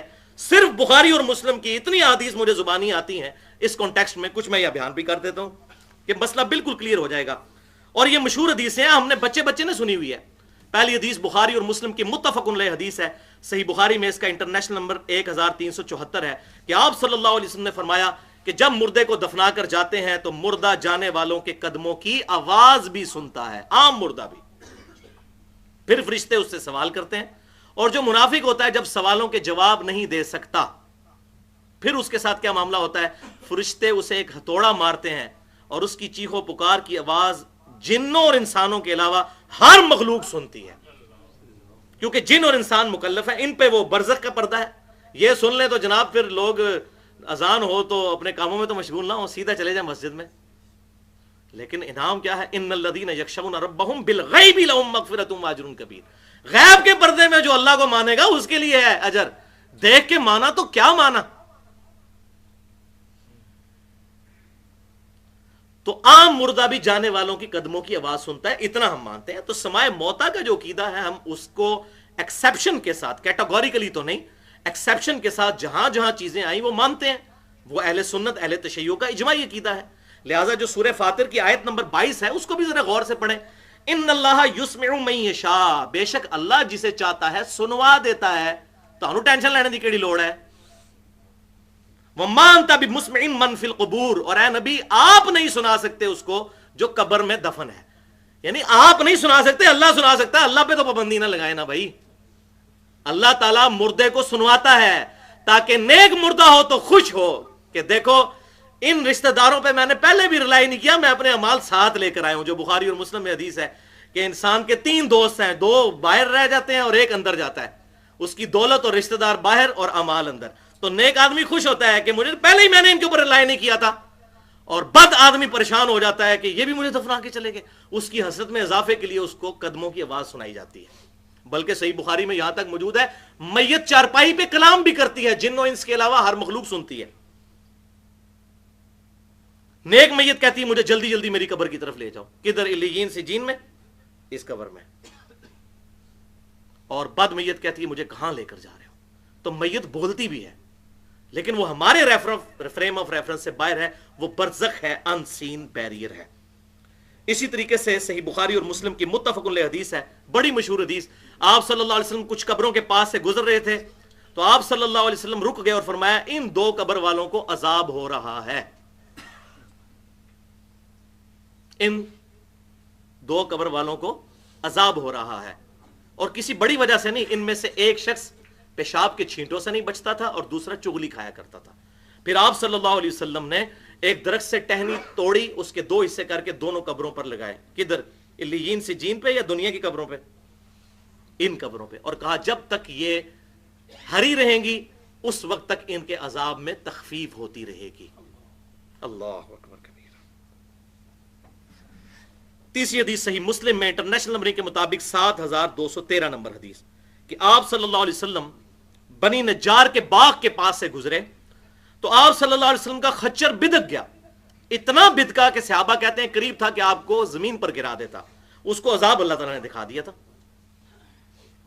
بدک گیا تو حضور صلی اللہ علیہ وسلم رک گیا. آپ نے فرمایا یہ قبریں کس کی ہیں؟ 6-7 قبریں. بتایا گیا کہ یہ تو زمانے جاہلیت کے مشرکین کی قبریں ہیں. پھر آپ صلی اللہ علیہ وسلم فرمایا کہ اللہ کی قسم تمہیں بھی قبروں میں آزمایا جائے گا، اور میں نے ارادہ کیا کہ میں اللہ سے دعا کروں کہ تمہیں عذاب قبر دکھا دے، لیکن مجھے ڈر ہوا کہ پھر تم اپنے مردوں کو دفنانا چھوڑ دو گے. صحیح مسلم انٹرنیشنل نمبر کے مطابق 7213 اپنے مردوں کو دفنانا چھوڑ دو گے. پھر آپ صلی اللہ علیہ وسلم نے صحابہ سے کہا کہ عذاب جہنم سے اللہ کی پناہ مانگو، عذاب قبر سے اللہ تعالیٰ کی پناہ طلب کرو، چھپے اور کھلے فتنوں سے اور دجال کے فتنے سے اللہ تعالیٰ کی پناہ طلب کرو، جو بخاری اور مسلم میں موجود ہے. ہم نماز میں تشہد میں بھی پڑھتے ہیں اللہم انی اعوذ بک من عذاب جہنم ومن عذاب القبر ومن فتنة المحیا والممات ومن شر فتنة المسیح الدجال. تو یہ آپ صلی اللہ علیہ وسلم نے کہا کہ تم طلب کرو اللہ تعالیٰ سے پناہ. چوتھی حدیث بھی صحیح بخاری اور مسلم کی متفق حدیث. اچھا یہ بھی بات پتہ چلی ہے، کہتے ہیں فلاں کو کشف القبور ہو جاتا ہے. صحابہ کرام کو تو کوئی کشف القبور نہیں ہوتا تھا، حضور صلی اللہ علیہ وسلم کو نظر آیا ہے، یا حضور کے بیٹھنے کی برکت سے اس خچر کو عذاب قبر نظر آ گیا. باقی صحابہ کے خچر تو کوئی نہیں بت کے. تو یہ جو کہتے ہیں نہیں ہمارے باب قبر دیکھ لیتے ہیں، یہ کر لیتے ہیں، تو پھر ان بابوں کا مرتبہ صحابہ کرام سے زیادہ ہے والعیاذ باللہ تعالی. بخاری اور مسلم کی متفق الحدیث سے ایک حبشی عورت حضور صلی اللہ علیہ وسلم سے محبت کرنے والی، آپ صلی اللہ علیہ وسلم کی امتی، وہ مسجد نبوی میں صفائی کیا کرتی تھی. اللہ اکبر، خوش نصیب فوت ہو گئی. صحابہ کرام علیہم رضوان نے راتوں رات اس کو دفنا دیا اور اس کو ایک ہلکی سی عورت شمار کیا کہ یہ حبشی عورت، عام سی عورت صفائی کرنے والی. حضور کو نہیں بتایا کہ وہ فوت ہو گئی ہے. 3-4 دن گزرے، نبی صلی اللہ علیہ وسلم نے کہا کہ وہ عورت نظر نہیں آ رہی. صحابہ کرام علیہم رضوان نے کہا یا رسول اللہ صلی اللہ علیہ وسلم، وہ عورت تو فوت ہو گئی تھی، تو ہم نے آپ کے آرام میں خلل سمجھتے ہوئے اس کو راتوں رات دفنا دیا. تو آپ صلی اللہ علیہ وسلم سخت ناراض ہوئے اور آپ صلی اللہ علیہ وسلم حریص علیکم بالمؤمنین رؤوف الرحیم، کہا کہ مجھے اس کی قبر پر لے جاؤ. آپ صلی اللہ علیہ وسلم اس خوش نصیب عورت کی قبر پر گئے اور قبر پہ جا کے اس کا جنازہ پڑھا. اللہ اکبر. اور پھر آپ صلی اللہ علیہ وسلم نے ارشاد فرمایا کہ یہ قبریں نور، یہ قبریں اندھیروں سے بھری پڑی تھیں، اللہ نے میرے جنازہ پڑھنے کی برکت سے ان قبروں کو نور سے بھر دیا ہے. تو وہ کون سی قبریں تھیں؟ علیین اور سجین کی، یہی والی قبریں. اور قبر پر جا کر آپ صلی اللہ علیہ وسلم نے جنازہ پڑھا. 5ویں حدیث سیدنا عمر ابن عاص رضی اللہ تعالیٰ عنہ کی جب موت کا وقت قریب آیا، صحیح مسلم میں انٹرنیشنل نمبرنگ کے مطابق 321 نمبر حدیث. دیکھ لیں میرا کوئی ریفرنس ابھی تک بخاری مسلم سے باہر نہیں گیا کہ شک پڑ جائے پتہ نہیں صحیح ہے یا ضعیف ہے. 321 کتاب الایمان. عمر بن عاص کی وفات کا وقت قریب آیا، بڑی لمبی حدیث ہے. انہوں نے اپنے بیٹوں کو بلا کر نصیحتیں کی اور کہا ہے بیٹو، ایک وہ وقت تھا کہ میں نبی صلی اللہ علیہ وسلم سے سخت نفرت کرتا تھا، اگر اس وقت مر جاتا تو سیدھا دوزخ میں جاتا، لیکن پھر اللہ تعالیٰ نے میرا سینہ اسلام کے لیے کھول دیا. اللہ تعالیٰ نے مجھے اسلام کی دولت سے مشرف فرمایا. جب میں نبی صلی اللہ علیہ وسلم کے ہاتھ پر بیعت کرنے لگا تو میں نے اپنا ہاتھ واپس کھینچ لیا اور کہا یا رسول اللہ پہلے گارنٹی دیں کہ میرے پچھلے سارے گناہ معاف ہو جائیں گے. حضور نے گارنٹی دی تو آپ صلی اللہ علیہ وسلم کے ہاتھ پر میں نے بیعت کی. اللہ کی قسم ہے میرے بیٹو کہ میں آپ صلی اللہ علیہ وسلم کے چہرے کی وجاہت کی وجہ سے پوری زندگی کبھی آنکھیں بھر کر آپ صلی اللہ علیہ وسلم کو دیکھ نہیں سکا. اگر تم مجھ سے پوچھو کہ حضور کے خد و خال چہرے کے کیسے تھے، میں تم سے بیان نہیں کر سکتا. حضور کے رعب کی وجہ سے میں نے کبھی نگاہیں اٹھا کر بھی آپ صلی اللہ علیہ وسلم کی طرف نہیں دیکھا. اگر میں اس وقت مر جاتا تو سیدھا جنت میں جاتا. لیکن پھر میرے بیٹو مجھ پر تیسرا وقت آیا، میری زندگی میں ایک تیسرا وقت آیا اور مجھے آزمایا گیا حکمرانی کے فتنے سے. یہ وہی فتنہ جو انہوں نے امیر معاویہ کے ساتھ مل کر مولا علی کے خلاف خروج کیا اپنی آخری وقت میں. ظاہر ہے انسان کو اپنی غلطیاں تو یاد آتی ہیں موت کے وقت. تو بیٹو اب مجھے نہیں پتا میرے ساتھ کیا معاملہ ہونا ہے، مجھے آزمایا گیا. تحکیم کے مسئلے میں جو کچھ کیا یہ علیحدہ سے ایک ایشو ہے، اس کو میں یہاں پہ سکپ کرتا ہوں. تو اب میں جب مر جاؤں تو میرے ساتھ، میرے میت کے ساتھ کوئی نوحہ کرنے والی اور کوئی آگ اٹھا کر نہ جانا. جب میں مر جاؤں تو میری قبر میں دفنانے کے بعد میری قبر پر اتنی دیر تک بیٹھے رہنا جتنی دیر تک ایک اونٹ کو نہر کر کے اس کا گوشت تقسیم کیا جاتا ہے، تاکہ میں اپنی قبر سے مانوس ہو جاؤں. کس قبر سے؟ علیین یا سجین، یا اس قبر پہ بیٹھنا، اس قبر پہ. اور میں دیکھوں کہ میں اپنے رب کے بھیجے ہوئے فرشتوں کو سوالوں کے کیا جواب دیتا ہوں. یعنی یہ 2-2.5 گھنٹے بنتے ہیں اگر اونٹ کو نہر کر کے اس کا گوشت تقسیم کیا جائے. تو عمر بن عاص رضی اللہ تعالیٰ عنہ نے امت کو بالکل واضح عقیدہ دے دیا کہ اسی قبر میں سوال جواب ہوتے ہیں، یہی وہ قبر ہے. اور میں یہ سمجھتا ہوں کہ ان کا یہ عقیدہ بالکل اس حدیث کا مصداق بھی تھا جو سنن نبی داؤد میں انٹرنیشنل نمبرنگ کے مطابق 3221 نمبر حدیث ہے کہ آپ صلی اللہ علیہ وسلم جب بھی کسی میت کو دفنانے کے بعد فارغ ہوتے تو آپ صلی اللہ علیہ وسلم اس قبر کے پاس کھڑے ہو کر کہتے ہیں اپنے بھائی کے لیے استغفار کرو، نمبر 1، نمبر 2 اس کے لیے ثابت قدمی کی دعا کرو، اور نمبر 3 اس سے اب سوال ہونے والے ہیں۔ قبر پہ کھڑے ہو کہتے ہیں اب سوال ہونے والے ہیں۔ تو بھائیو، روحوں کا تعلق علیین اور سجین کے ساتھ بھی ہوتا ہے اور جسموں کے ساتھ بھی، اور اہل سنت اور اہل تشیع کا اجماعی عقیدہ ہے کہ عذاب قبر ہو یا جزا ہو، جزا یا سزا، یہ روح اور جسم دونوں کو ہوتا ہے، عام مردے کے کیس میں بھی۔ اب وہ یہ کہتے ہیں کہ جی دیکھیں جی، قرآن پاک میں آیا کہ 2 زندگیاں اور 2 موتیں ہیں، سورۃ البقرہ کی آیت نمبر 28 اور سورۃ المؤمن کی آیت نمبر 11 کا حوالہ دیتے ہیں۔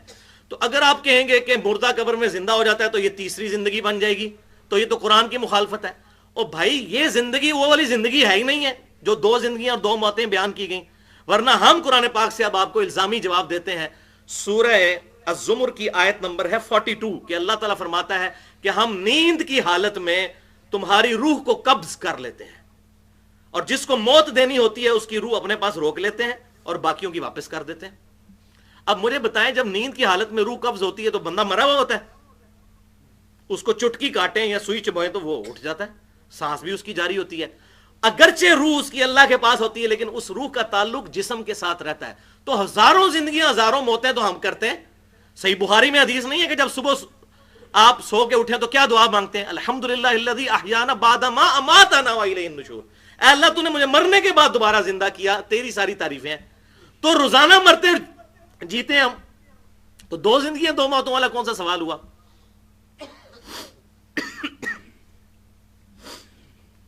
اب آ جائیے اس ٹاپک کی طرف۔ 8 صحیح الاسناد احادیث کی روشنی میں کنکلوڈنگ ٹاپک ہے، آپ صلی اللہ علیہ وسلم کی قبر مبارک میں جسمانی پلس روحانی زندگی، اور اس کا موڈ ہے برزخی، دنیاوی نہیں ہے۔ اس کو انشاءاللہ تعالی میں بریف کروں گا۔ جنت کے 8 دروازوں کی نسبت سے 8 حدیث ایک دفعہ دروشی پڑھ لیجیے۔ اللہم صلی علی محمد وعلی آل محمد کما صلیت علی ابراہیم وعلی آل ابراہیم انک حمید مجید۔ اللہم بارک علی محمد وعلی آل محمد کما بارکت علی ابراہیم وعلی آل ابراہیم انک حمید مجید۔ علمی point number 4، second last point. آپ صلی اللہ علیہ وسلم کی قبر مبارک میں زندگی جسمانی بھی ہے اور روحانی بھی، لیکن موڈ اور کیفیت کے اعتبار سے برزخی ہے، دنیاوی نہیں ہے۔ اس کی ڈیٹیل میں جانے سے پہلے 2 ٹرمز کو سمجھ لیجئے، 2 اصطلاحات، ظرف زمان اور ظرف مکان، یعنی ٹائم اینڈ سپیس، انگلش میں اس کو کہتے ہیں۔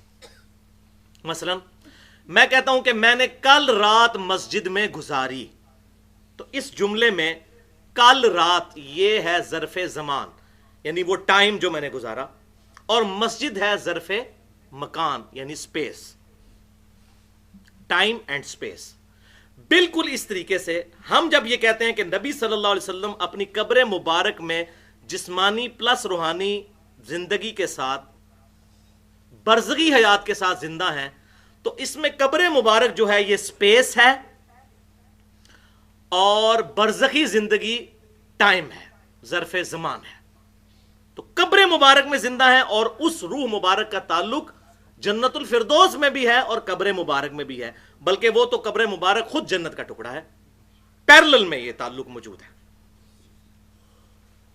پہلی حدیث وہی جو میں بیان کر چکا پہلے، بخاری اور مسلم کی متفق علیہ حدیث، اور امام بخاری نے اس حدیث پہ 1196 نمبر حدیث پہ باب باندھا ہے، قبر رسول سے لے کر ممبر رسول تک کے حصے کی فضیلت، کہ آپ صلی اللہ علیہ وسلم نے فرمایا میرے گھر سے لے کر میرے ممبر تک جنت کے ٹکڑوں میں سے ایک ٹکڑا ہے ریاض الجنہ، اور اسی میں آپ صلی اللہ علیہ وسلم کو دفنایا گیا۔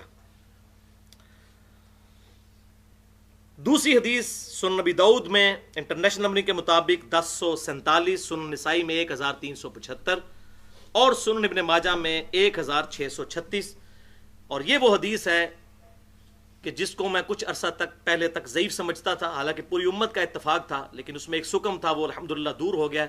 اب وہ ٹیکنیکل بات ہے، یہاں پر میں آپ لوگوں کو سمجھا نہیں سکتا۔ بہرحال اس میں جو راوی جس پر اعتراض تھا کہ یہ عبد الرحمن بن یزید بن جابر نہیں بن تمیم ہے، تو یہ بات بالکل اسٹیبلش ہے محدثین کے ہاں کہ یہ بن تمیم نہیں ہے بلکہ بن جابر ہے، اور یہ روایت بالکل صحیح ہے، مرفوع اور موقوف روایتیں جو ہے وہ آلریڈی میں نے کئی دفعہ بیان کی ہیں، صحیح موجود ہیں، بل یہ حدیث بہت کریٹیکل حدیث ہے، بڑی مشہور حدیث ہے کہ آپ صلی اللہ علیہ وسلم نے فرمایا کہ تمہارے دنوں میں سب سے افضل دن جمعے کا دن ہے، اسی دن آدم علیہ السلام پیدا ہوئے، اسی دن ان کو موت آئی، اسی دن قیامت قائم ہوگی اور اسی دن سور پھونکا جائے گا، تم جمعے کے دن مجھ پر کثرت سے درود شریف پڑھا کرو، بے شک تمہارا درود مجھ پر پیش کیا جائے گا۔ ایک صحابی نے بڑی جرت کر کے عرض کی، اے اللہ کے رسول صلی اللہ علیہ وسلم، جب آپ فوت ہو جائیں گے اور آپ کی ہڈیاں بوسیدہ ہو جائیں گی قبر میں، کیا اس وقت بھی آپ پر درود شریف پیش ہوگا؟ اب یہ سوال تو بڑی جرت والا تھا، لیکن اس سے عقیدہ کلیئر ہو گیا۔ تو آپ صلی اللہ علیہ وسلم نے فرمایا کہ بے شک اللہ تعالیٰ نے حرام کر دیا ہے مٹی کے لیے کہ وہ انبیاء کی جسموں کو کھائے۔ آپ نے یہ نہیں کہا کہ نہیں وہ جسم ختم بھی ہو گیا تو کیا جنت میں مجھ پہ درود پیش ہو جائے گا، آپ نے بالکل کلیئر کٹ، اسی قبر مبارک میں درود شریف پیش ہوتا ہے آپ صلی اللہ علیہ وسلم پر، ورنہ تو یہ بات بتانے کی ضرورت ہی کوئی نہیں تھی، کہتے جی اس قبر کے ساتھ تو تعلق ہی کوئی نہیں ہے، جنت میں ہوں گا مجھے پہنچ جائے گا درود، تو بالکل کلیئر ہو گیا جمعے کے دن درود شریف کے حوالے سے۔ لہٰذا اس حوالے سے یہ عقیدہ بالکل کلیئر ہوا کہ آپ صلی اللہ علیہ وسلم کی قبر مبارک میں آپ صلی اللہ علیہ وسلم پر درود شریف پیش کیا جاتا ہے۔ اب باقی لوگ جو وہ کہتے ہیں کہ نامہ اعمال پیش ہوتے ہیں اور مسند البزار کی وہ حدیث پیش کرتے ہیں انٹرنیشنل نمبرنگ کے مطابق 1925 کہ آپ صلی اللہ علیہ وسلم نے فرمایا میری زندگی بھی تمہارے لیے رحمت ہے، میری موت بھی تمہارے لیے رحمت ہے، جب میں فوت ہو جاؤں گا تم میں سے نیک لوگوں کے اعمال جب مجھے ملیں گے میں اللہ کا شکر ادا کروں گا قبر میں، اور برے لوگوں کے جب اعمال پیش کیے جائیں گے تو میں ان کے لیے استغفار کروں گا۔ تو بھائیو اصول محدثین پر یہ حدیث پکی ضعیف ہے، اس میں سفیان ثوری مدلس ہیں اور ان سے روایت کر رہے ہیں اور سما کی تصریح نہیں ہے، اور ایک دوسرے راوی عبد المجید بن عبد الحمید وہ بھی مدلس ہیں اور ان سے روایت کر رہے ہیں اور سما کی تصریح کوئی نہیں موجود، اور صحیح مسلم کے مقدمے میں یہ پیٹ رول محدثین کا موجود ہے کہ مدلس کی ان والی روایت سما کی تصریح کے بغیر ضعیف تصور کی جاتی ہے، لہذا وہ روایت بالکل ضعیف ہے۔ ہاں صحیح مسلم میں حدیث ہے کہ ہر سوموار اور ہر جمعرات کو اللہ کے حضور نامہ اعمال پیش کیے جاتے ہیں، یہ حدیث ہے، یہ بالکل صحیح حدیث ہے۔ تیسری حدیث مصنف ابن ابی شیبہ میں انٹرنیشنل نمبرنگ کے مطابق 33,819 اور دلائل النبوہ امام بہیقی کی 345 نمبر یہ حدیث ہے۔ یہ وہ حدیث ہے موقوف جو میں کہہ رہا ہوں کہ جس پہ سب کا اتفاق ہے، جو لوگ وہ پچھلی والی حدیث کو ضعیف بھی کہتے ہیں نا، اس کو بھی وہ صحیح مانتے ہیں، اس پہ سب کا اتفاق ہے، شیخ البانی کا بھی، شیخ زبیر علی زئی صاحب کا بھی، باقیوں کا بھی، یہ بڑی زبردست حدیث ہے۔ ابو العالیہ تابعی کا بیان ہے اور انس ابن مالک کا بیان ہے، ریفرنس میں پہلے دے چکا، کہ جب تستر شہر فتح ہوا ایران کا سیدنا عمر کے دور میں، تو وہاں کا جو خزانہ تھا اس میں سے ایک بہت بڑے تابوت میں ایک لاش ملی جو باہر رکھی ہوئی تھی، اور صحابہ کہتے ہیں وہ لاش اتنی بڑی تھی کہ اس کا جو ناک تھا نا اس بندے کا وہ 1 ہاتھ کے برابر تھا، 1.5 فٹ ناک تھا اتنا، تو وہ خود کتنا بڑا بندہ ہوگا، اور اس کے سرانے ایک کتاب بھی رکھی ہوئی تھی، لیکن وہ کتاب عبرانی زبان میں تھی، تو ہم نے وہ کتاب سیدنا عمر فاروق رضی اللہ تعالیٰ عنہ جو اس وقت خلیفۃ المسلمین تھے ان کو ارسال کر دی مدینہ شریف میں۔ تو سیدنا عمر نے کعب بن احبار تابعی کو بلایا جو یہودی عالم تھے، حضور کی زندگی میں زندہ تھے لیکن ایمان نہیں لائے، اس لیے تابعی ہیں، بعد میں مسلمان ہوئے، بہت بڑے عالم یہودی، ان کو عبرانی زبان آتی تھی، انہوں نے اس کتاب کا عربی میں ترجمہ کیا۔ تو تبا تابعی پوچھتا ہے اے ابو العالیہ کیا آپ نے وہ کتاب پڑھی تھی؟ انہوں نے کہا ہاں میں نے خود پڑھی تھی۔ تو اس نے کہا اس کتاب میں کیا ہے؟ تو ان کا اس کتاب میں صحابہ کرام کا ذکر موجود ہے، ان کی زندگیوں کا، ان کے رہن سہن کا، ان کی تعریفیں، وہی جو قرآن پاک میں آیا محمد الرسول اللہ والذین معہ اشداء علی الکفار، اور آگے چلتا ہے کہ ان کی مثالیں ہم نے تورات اور انجیل میں بھی بیان کی ہیں، تو وہ ساری چیزیں اس میں موجود تھیں۔ تو اس نے پھر پوچھا کہ وہ کس کی لاش تھی؟ تو ان کا یہ دانیال علیہ السلام کی لاش تھی جو 300 سال پہلے قبر سے نکالی گئی تھی۔ ویسے تو ان کا زمانہ بہت پہلے کا تھا، آج بھی جو نیو اولڈ ٹیسٹمنٹ ہے اس کے اندر دانیال علیہ السلام کا صحیفہ موجود ہے۔ اچھا انہوں نے پوچھا لوگوں کا عقیدہ کیا ہے اس کے بارے میں؟ وہ کہتے ہیں کہ جی ان کے بارے میں عقیدہ یہ ہے کہ جب بارش نہیں ہوتی تو ان کی لاش کو باہر لوگ نکالتے ہیں اور اس کے وسیلے سے اللہ کے حضور دعا کرتے ہیں، ان کا یہ عقیدہ ہے کہ یہ بارش ہو جاتی ہے اس سے۔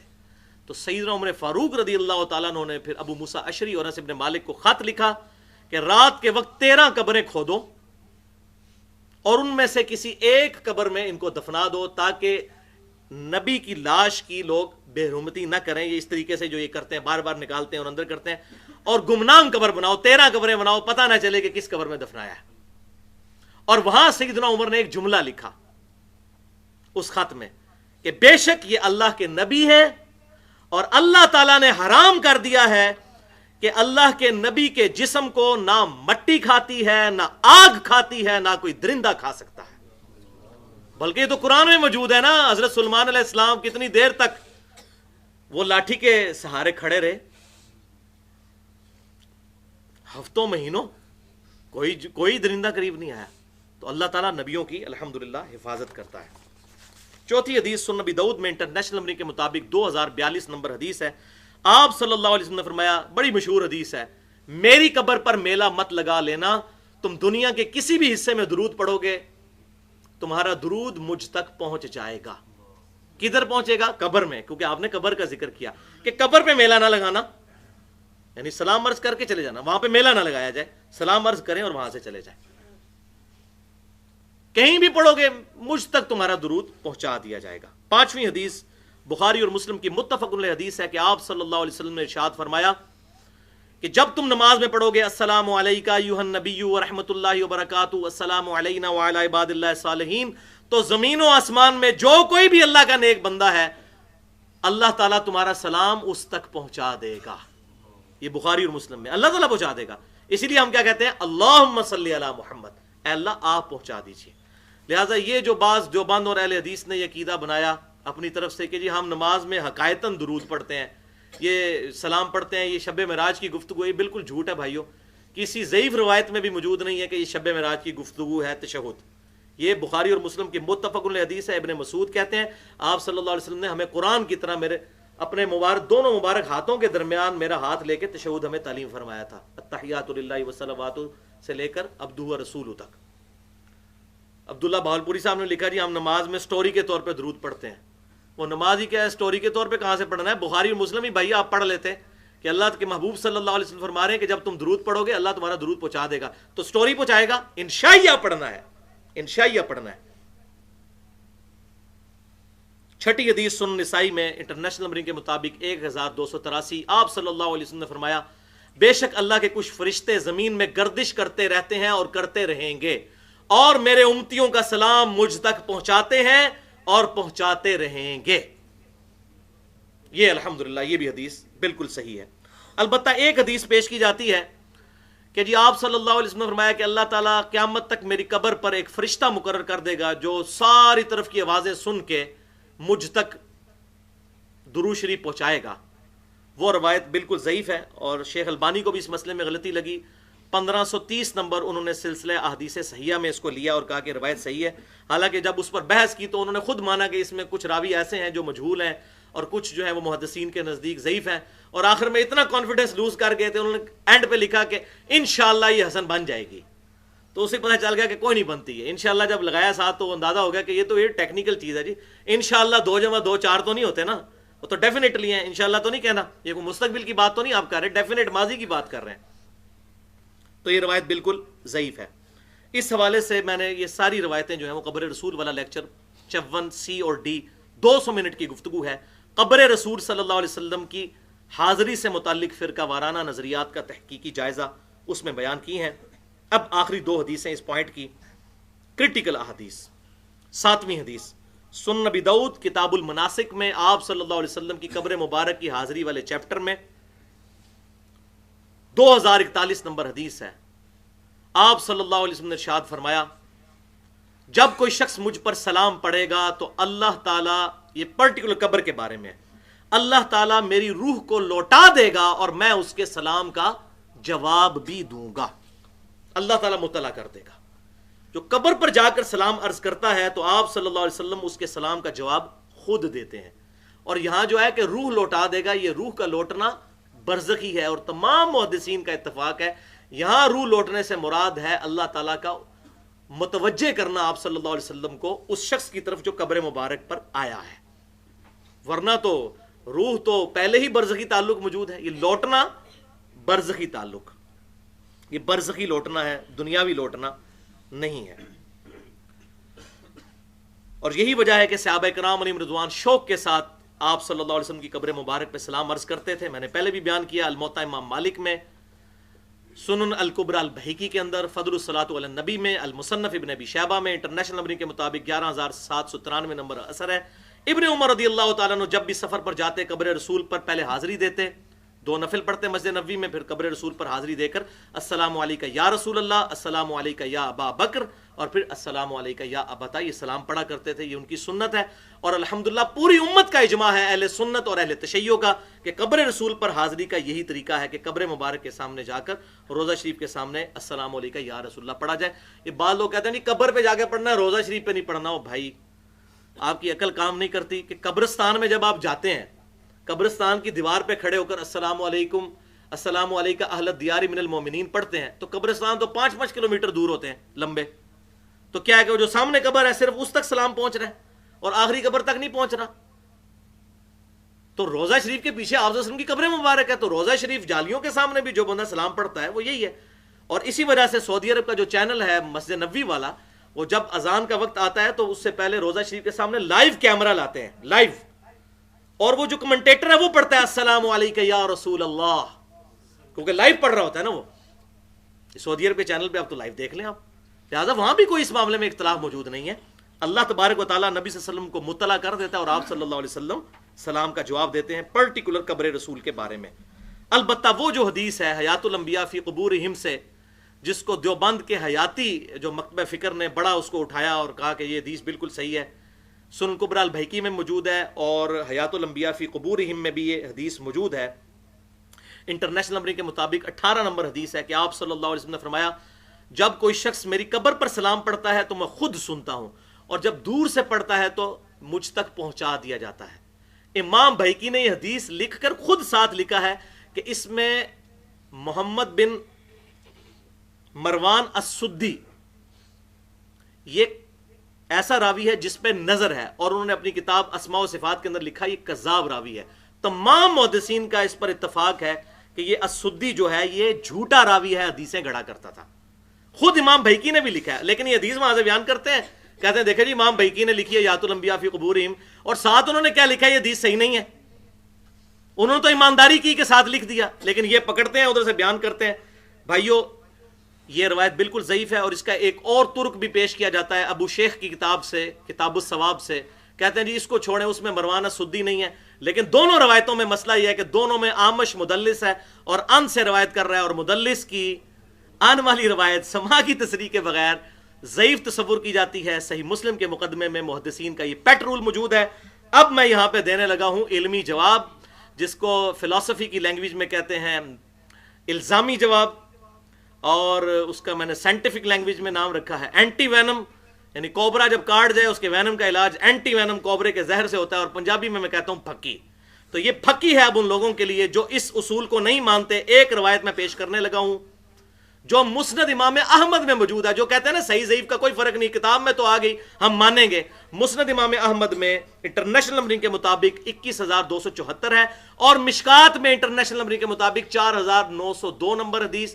مفاخرت اور عصبیت کے بیان میں آپ صلی اللہ علیہ وسلم نے ارشاد فرمایا جو شخص اپنے جاہلی نسب پر فخر کرے اس کو کہو کہ اپنے باپ کا عضو تناسل کاٹ کے اپنے منہ میں رکھ لے، اور یہ بات کنائے سے نہ کرو، ڈائریکٹ اس سے کرو کہ اپنے باپ کی شرم کا کاٹ کے اپنے منہ میں رکھ لے، تو اپنے جاہلی نسب پر فخر کرتا ہے. وَلِعَاذُ بِاللَّهِ تعالیٰ اتنی ولگر لینگویج آپ صلی اللہ علیہ وسلم استعمال کر سکتے ہیں؟ حدیث تو ہے نا جی مسند امام احمد میں، مشکات میں بھی ہے، لیکن اس میں حسن بصری مدلس ہیں اور ان سے روایت کر رہے ہیں، اور سما کی تصریح کوئی نہیں ہے، اور مدلس کی ان والی روایت سما کی تصریح کے بغیر ضعیف ہوتی ہے.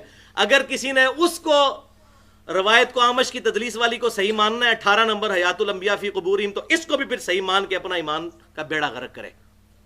جبکہ بخاری اور مسلم کی متفق علیہ حدیث ہے آپ صلی اللہ علیہ وسلم میں کنواری لڑکیوں سے زیادہ شرم و حیا تھی. آپ اس طرح کی بات کر سکتے تھے.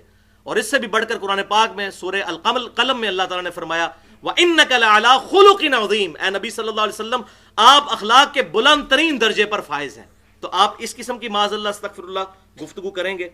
اسی حوالے سے میں نے ایکسکلوسیو 1 گھنٹہ اور 25 منٹ کی گفتگو کی ہے مسئلہ نمبر 36 کے نام سے اہل سنت پاک .com پر، جس میں 5 ضعیف احادیث کی مثالیں میں نے پیش کی ہیں، اور صحیح مسلم کا پورا مقدمہ اس میں نے سمجھایا ہے کہ اگر ہم ان روایتوں کو صحیح مان لیں تو اپنے ایمان سے ہی ہاتھ دھو بیٹھیں، اگر ہم صحیح اور ضعیف کا فرق نہ کریں۔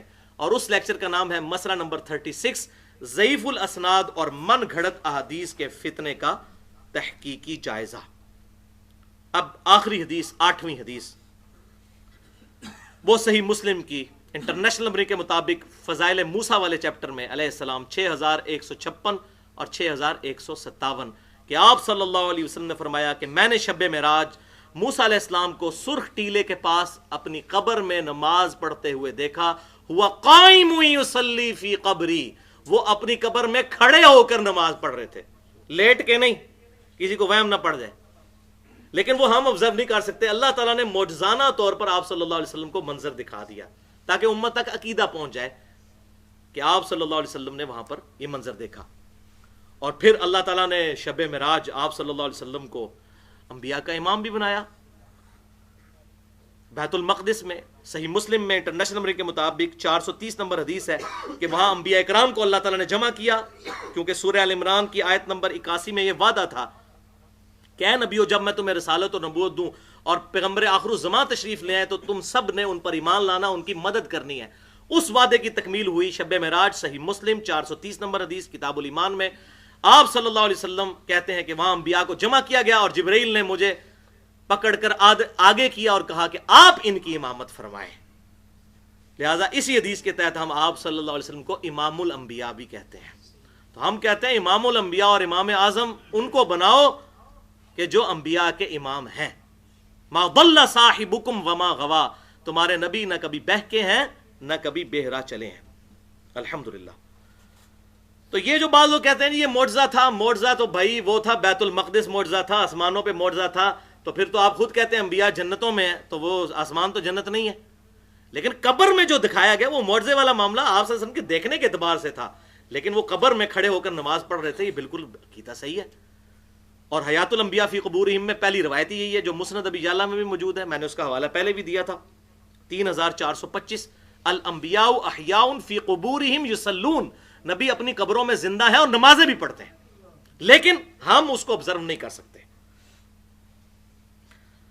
اب آخری 10-12 منٹ کی گفتگو رہ گئی ہے، میں نے پوری پریکٹس کی تھی اور میرا خیال تھا 2 گھنٹے میں لیکچر ختم ہوگا، لیکن یہ انشاءاللہ 1.25 گھنٹے کے اندر ہو جائے گا۔ اور وہ ہے علمی پوائنٹ نمبر 5، آخری پوائنٹ، اس کے بغیر یہ لیکچر ادھورا ہے، کیونکہ اس کو ہم نے کنکلوڈ کرنا ہے۔ کوئی ان اٹینڈڈ تو چیز نہیں چھوڑنی نا، کہ بھائیو تمام انبیاء کرام علیہ السلام اپنی قبروں میں زندہ ہیں۔ نمبر 1 اخروی زندگی کے ساتھ، نمبر 2 برزخی زندگی کے ساتھ، نمبر 3 جنتی زندگی کے ساتھ، اور نمبر 4 جسمانی پلس روحانی زندگی کے ساتھ، لیکن اس کا موڈ اور کیفیت برزخی ہے، دنیاوی نہیں ہے۔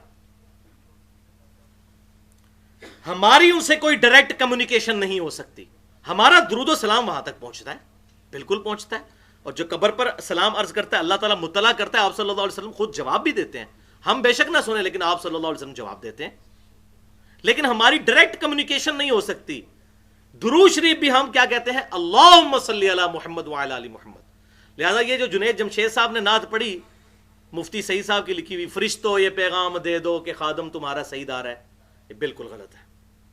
فرشتوں کو ہم نہیں کہہ سکتے، فرشتوں کو تو اللہ تعالیٰ نے بڑی ڈیوٹیاں لگائی ہوئی ہیں، تو ہم کیا کہیں گے؟ فرشتوں بارش برسا دو کہ گرمی کا موسم قریب آ رہا ہے، یہ کہہ سکتے ہیں؟ نہیں، فرشتوں کو ہم کوئی ڈیوٹی نہیں اسائن کر سکتے۔ ہم کیا کہیں گے؟ اللہم صلی علی محمد وعلی آل محمد، آپ پہنچائیے اے اللہ۔ اللہ تعالیٰ فرشتوں کے ذریعے پہنچائے، ہواؤں کے ذریعے پہنچائے، جنات کے ذریعے پہنچائے، ہم اللہ تعالیٰ کو پکاریں گے، ایاک نعبد و ایاک نستعین۔ اور اسی میں جملہ بولتا ہوں کہ بھائیو جھگڑا یہ نہیں ہے کہ مولا علی کو اختیار ہے یا نہیں، شیخ عبد القادر جیلانی کو اختیار ہے یا نہیں، اختیار ہو تب بھی اللہ کے علاوہ کسی اور ہستی سے دعا کرنا عبادت کی ایک شکل ہے اور وہ شرک ہے۔ بارش کون برساتا ہے؟ اللہ۔ ڈیوٹی کس کی ہے؟ فرشتوں کی۔ لیکن ہم بارش اللہ سے مانگیں گے، فرشتوں سے مانگیں گے تو مشرک ہو جائیں گے۔ اور بخاری اور مسلم کی متفق علیہ حدیث ہے، آپ صلی اللہ علیہ وسلم دنیا میں موجود تھے اس وقت کی، بخاری اور مسلم میں، کہ 70 صحابہ کو دھوکے سے شہید کر دیا۔ تو جب وہ شہید ہونے لگے اس وقت انہوں نے کہا اے اللہ تو ہمارے نبی کو ہمارے حال کی خبر کر دے کہ ہم نے تیرے نبی کے دین کو نہیں چھوڑا، ہم اس حال میں اپنے رب سے مل رہے ہیں کہ ہمارا رب ہم سے راضی، ہم اس سے راضی۔ اور حضور صلی اللہ علیہ وسلم کی چشمان کرم سے آنسو جاری ہیں، اور کہا کہ تمہارے بھائیوں نے مرتے مرتے یہ دعا کی تھی اللہ کے حضور، اللہ نے میرے تک وہ بات پہنچا دی ہے کہ انہوں نے اپنے نبی کا دین نہیں چھوڑا۔ انہوں نے یہ نہیں کہا فرشتوں یہ پیغام دے دو، یا رسول اللہ انظر حالنا، ان کو پتہ تھا یہ گستاخی ہے ایسا عقیدہ رکھنا، حضور نے تعلیم ہی نہیں فرمایا۔ اللہ سے کہہ رہے ہیں، اللہ پہنچا رہا ہے، ہمارا آج بھی سلام پہنچ رہا ہے، اللہم صلی علی محمد کہیں یا السلام علیکہ ایھا النبی، ہمیں کوئی یا رسول اللہ سے چڑ نہیں ہے، ہم یہاں بھی یا رسول اللہ کہتے ہیں، ہر نماز میں کہتے ہیں، لیکن کیا عقیدہ ہے؟ اللہ تعالیٰ ہمارا سلام حضور تک پہنچا رہا ہے، السلام علیکہ ایھا النبی ورحمۃ اللہ وبرکاتہ۔ میں نے تو تقریباً 2.25 گھنٹے کی مسئلہ حاضر ناظر کے اوپر گفتگو کی ہے، مسئلہ نمبر 7 کے نام سے، اور اس میں جو ایگزیجریشنز ہیں ساری طرف کی وہ میں نے الحمدللہ کھول کر بیان کی ہیں۔ آج کے لیکچر کے حوالے سے کوئی تشنگی نہ رہ جائے، 2 لیکچرز اس کے ساتھ کمپلیمنٹری جڑے ہوئے ٹاپک ہیں جو میں آج بیان نہیں کر سکا، ورنہ 3 گھنٹے اور لگ جاتے ہیں، میں آخر میں بس ان کا حوالہ دے دوں۔ پہلا لیکچر ہے مسئلہ نمبر 43 کے نام سے، وسیلہ اور توسل کے صحیح احکام و مسائل، تقریباً 1.5 گھنٹے کی گفتگو ہے۔ اور دوسرا لیکچر ہے مسئلہ نمبر 54C اور D کے نام سے، یہ توسل والا لیکچر 88 منٹ کا، اور یہ دوسرے والا لیکچر مسئلہ 54C اور D، قبر رسول صلی اللہ علیہ وسلم کی حاضری سے متعلق فرقہ وارانہ نظریات کا تحقیقی جائزہ، یہ 200 منٹ کی گفتگو ہے۔ ان دونوں لیکچرز میں میں نے 2 ایکسٹریمز کا رد کیا ہے۔ ایک ایکسٹریم پر ہے امام ابن تیمیہ المتوفی 728 ہجری اور ان کے چند جذباتی فالوور، سارے نہیں، وہ ایک ایکسٹریم پر چلے گئے اس عقیدے میں، توسل والے مسئلے میں بھی اور قبر رسول کی حاضری والے میں۔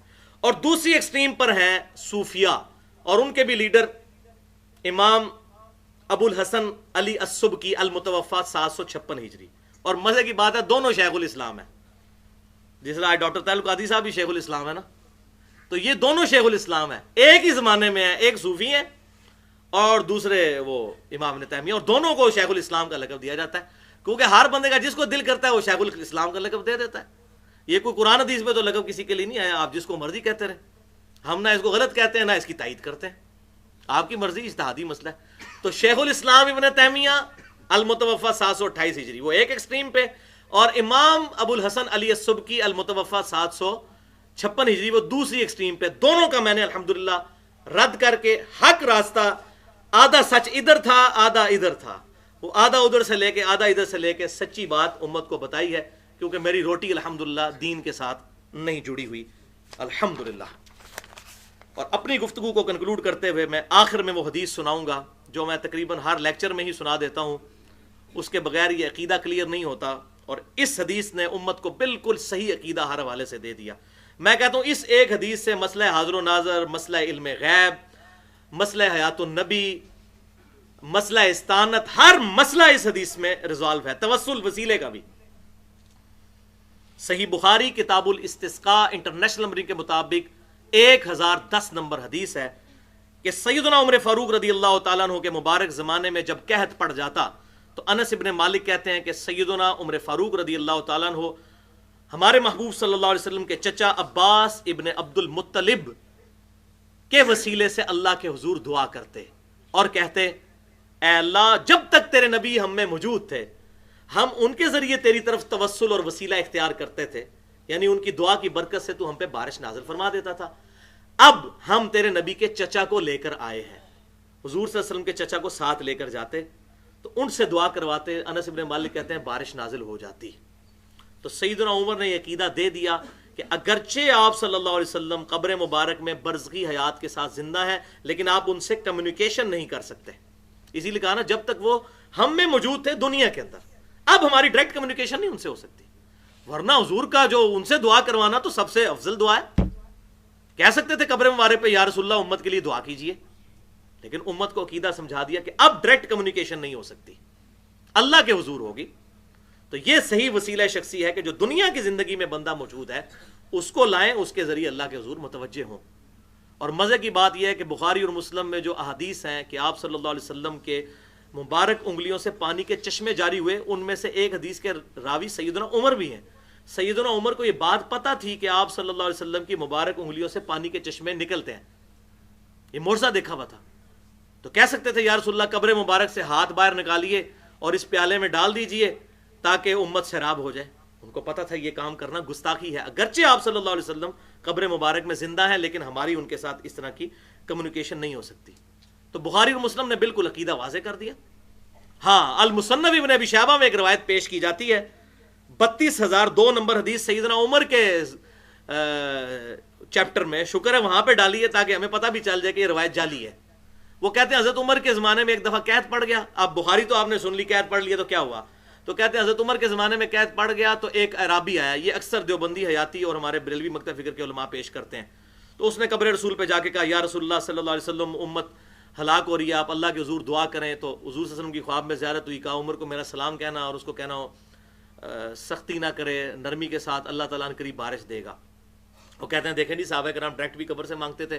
بھائیو اس روایت میں آمش مدلس ہیں اور ان سے روایت کر رہے ہیں، اور مدلس کی آن والی روایت سما کی تصریح کے بغیر ضعیف ہوتی ہے، اور اگر کوئی کہتا ہے نہیں مانتا میں اس کو، تو آمش سے بھی 1,00,000 گنا بڑے امام حسن بصری تابعی 70 صحابہ کی صحبت کرنے والے، ان کی آن والی روایت وہ کہ جو اپنے باپ کے جہلی نسب پر فخر کرے dash dash dash dash dash, اس کو پھر مانے کوئی صحیح، ولیعوذ باللہ تعالیٰ اپنا ایمان برباد کرے۔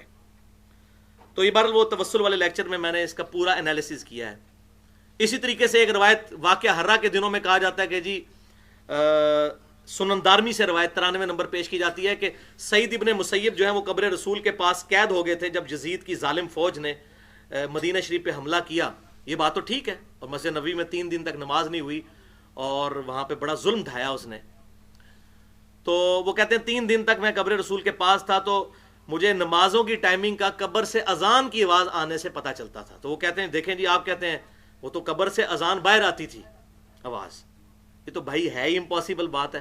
اور یہ روایت جو سنن دارمی کی 93 نمبر روایت ہے، سعید ابن مسیب سے جو بندہ یہ روایت بیان کر رہا ہے نا، اس کا نام ہے سعید بن عبد العزیز، اور وہ بندہ وہ ہے جس نے سعید ابن مسیب کا زمانہ ہی نہیں پایا ہوا۔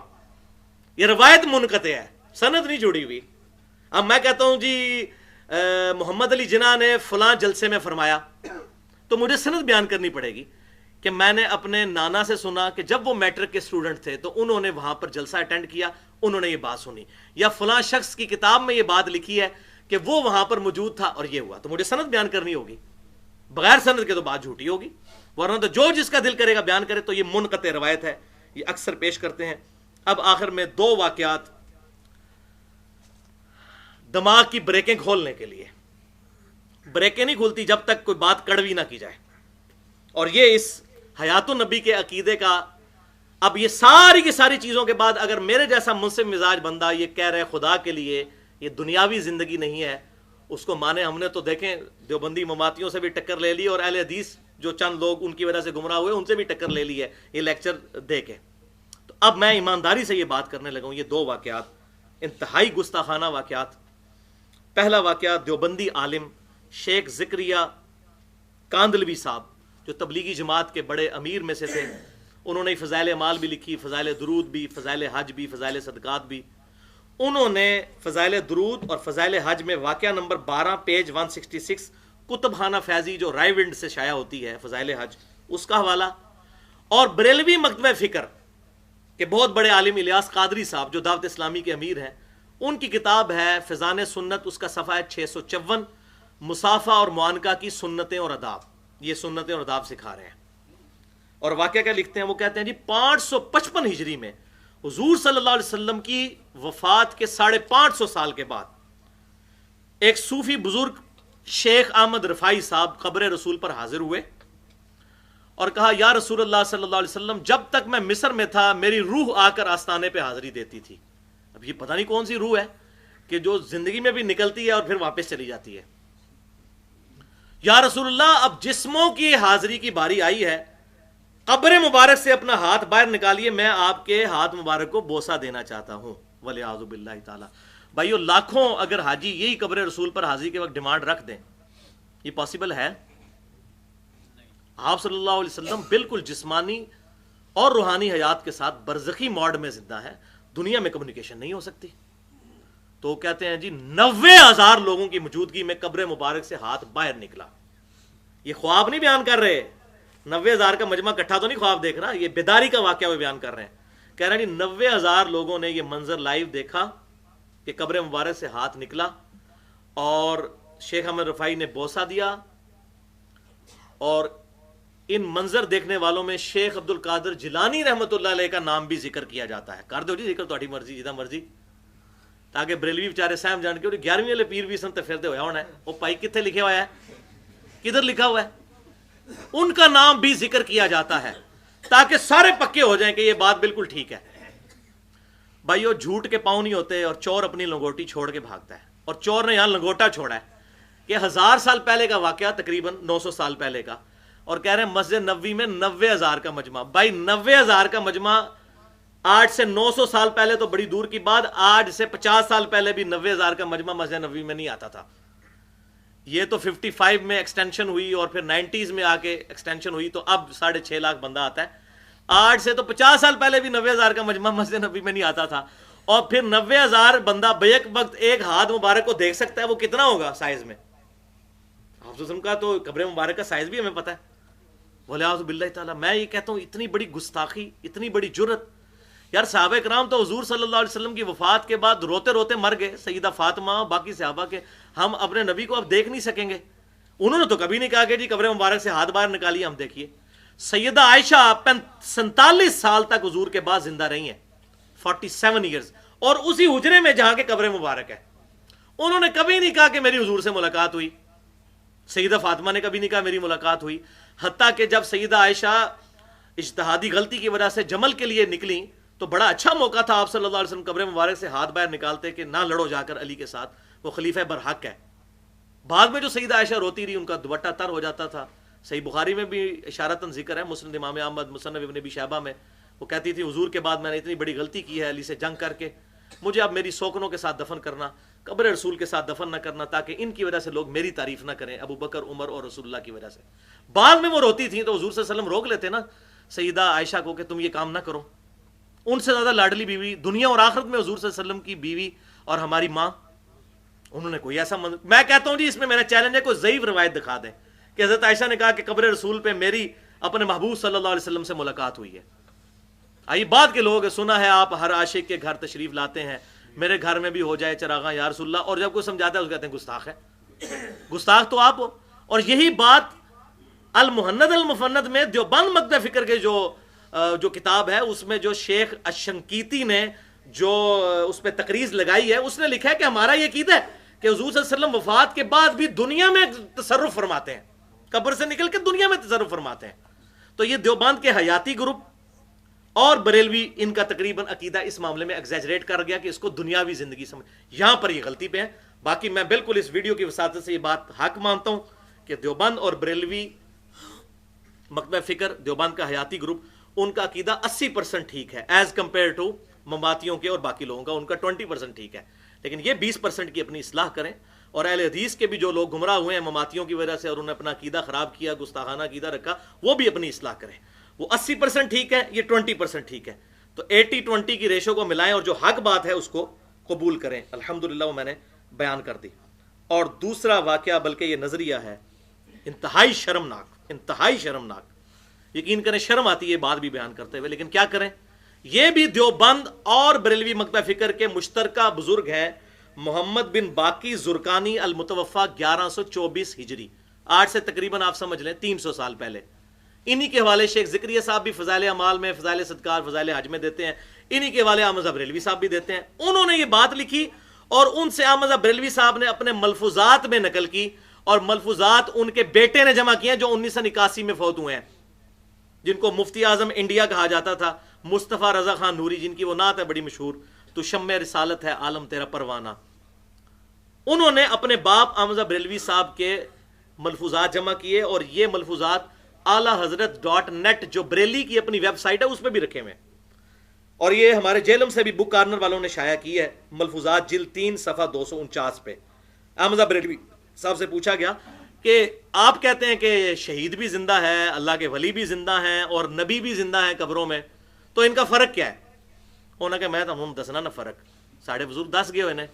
اور بزرگ یہ اچھا یہ دیوبندی بیان کر کے کہتے ہیں دیکھو یہ احمد بریلوی کیسی باتیں کرتا تھا، حالانکہ یہ احمد بریلوی صاحب کی اپنی بات نہیں ہے، یہ بات محمد بن باقی زرقانی کی ہے جو دیوبند کے بھی بڑے بزرگ ہیں، لیکن دو نمبری کرتے ہیں، ان کا نام نہیں لیتے، ان کو پتہ ہے یہ تو وہ اپنا پیٹ ننگا ہو جائے گا نا، تو ہم تو بھائی ادھر روٹی کھانے کے لیے تو نہیں بیٹھے دین سے، ہم تو حق بات کریں گے کہ یہ ان سے نقل کیا۔ احمد بریلوی اگر لکھ کر مجرم ہے تو بڑا مجرم تو وہ ہے جس نے یہ انجیکٹ کیا ہے عقیدہ بدعت پر مبنی۔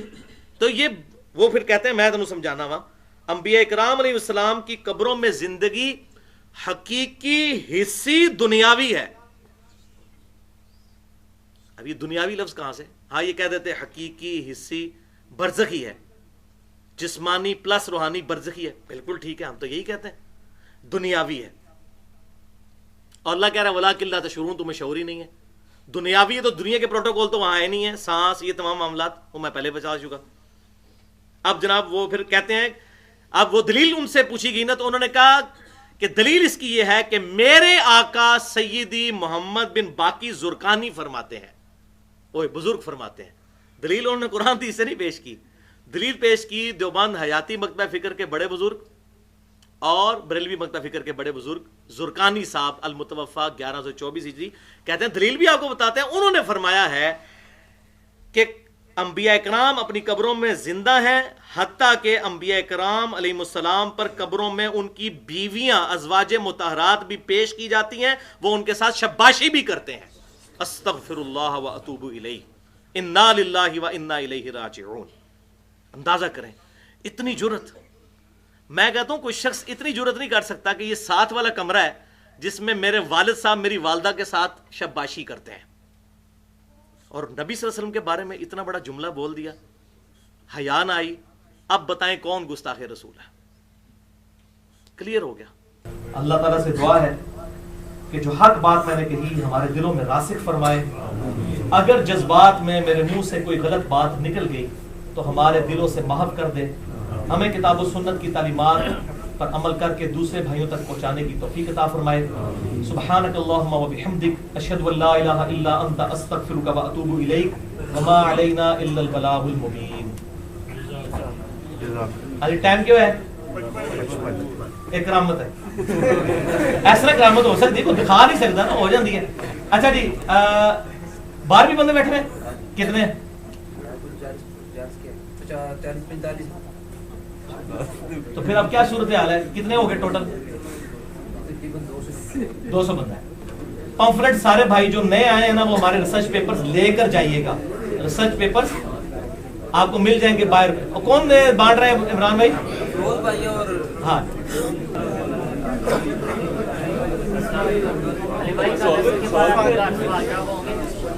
ہاں جی، تمہارے والے دن تو ہوتے ہیں، ابھی سوالات ہیں۔ ابھی کدھر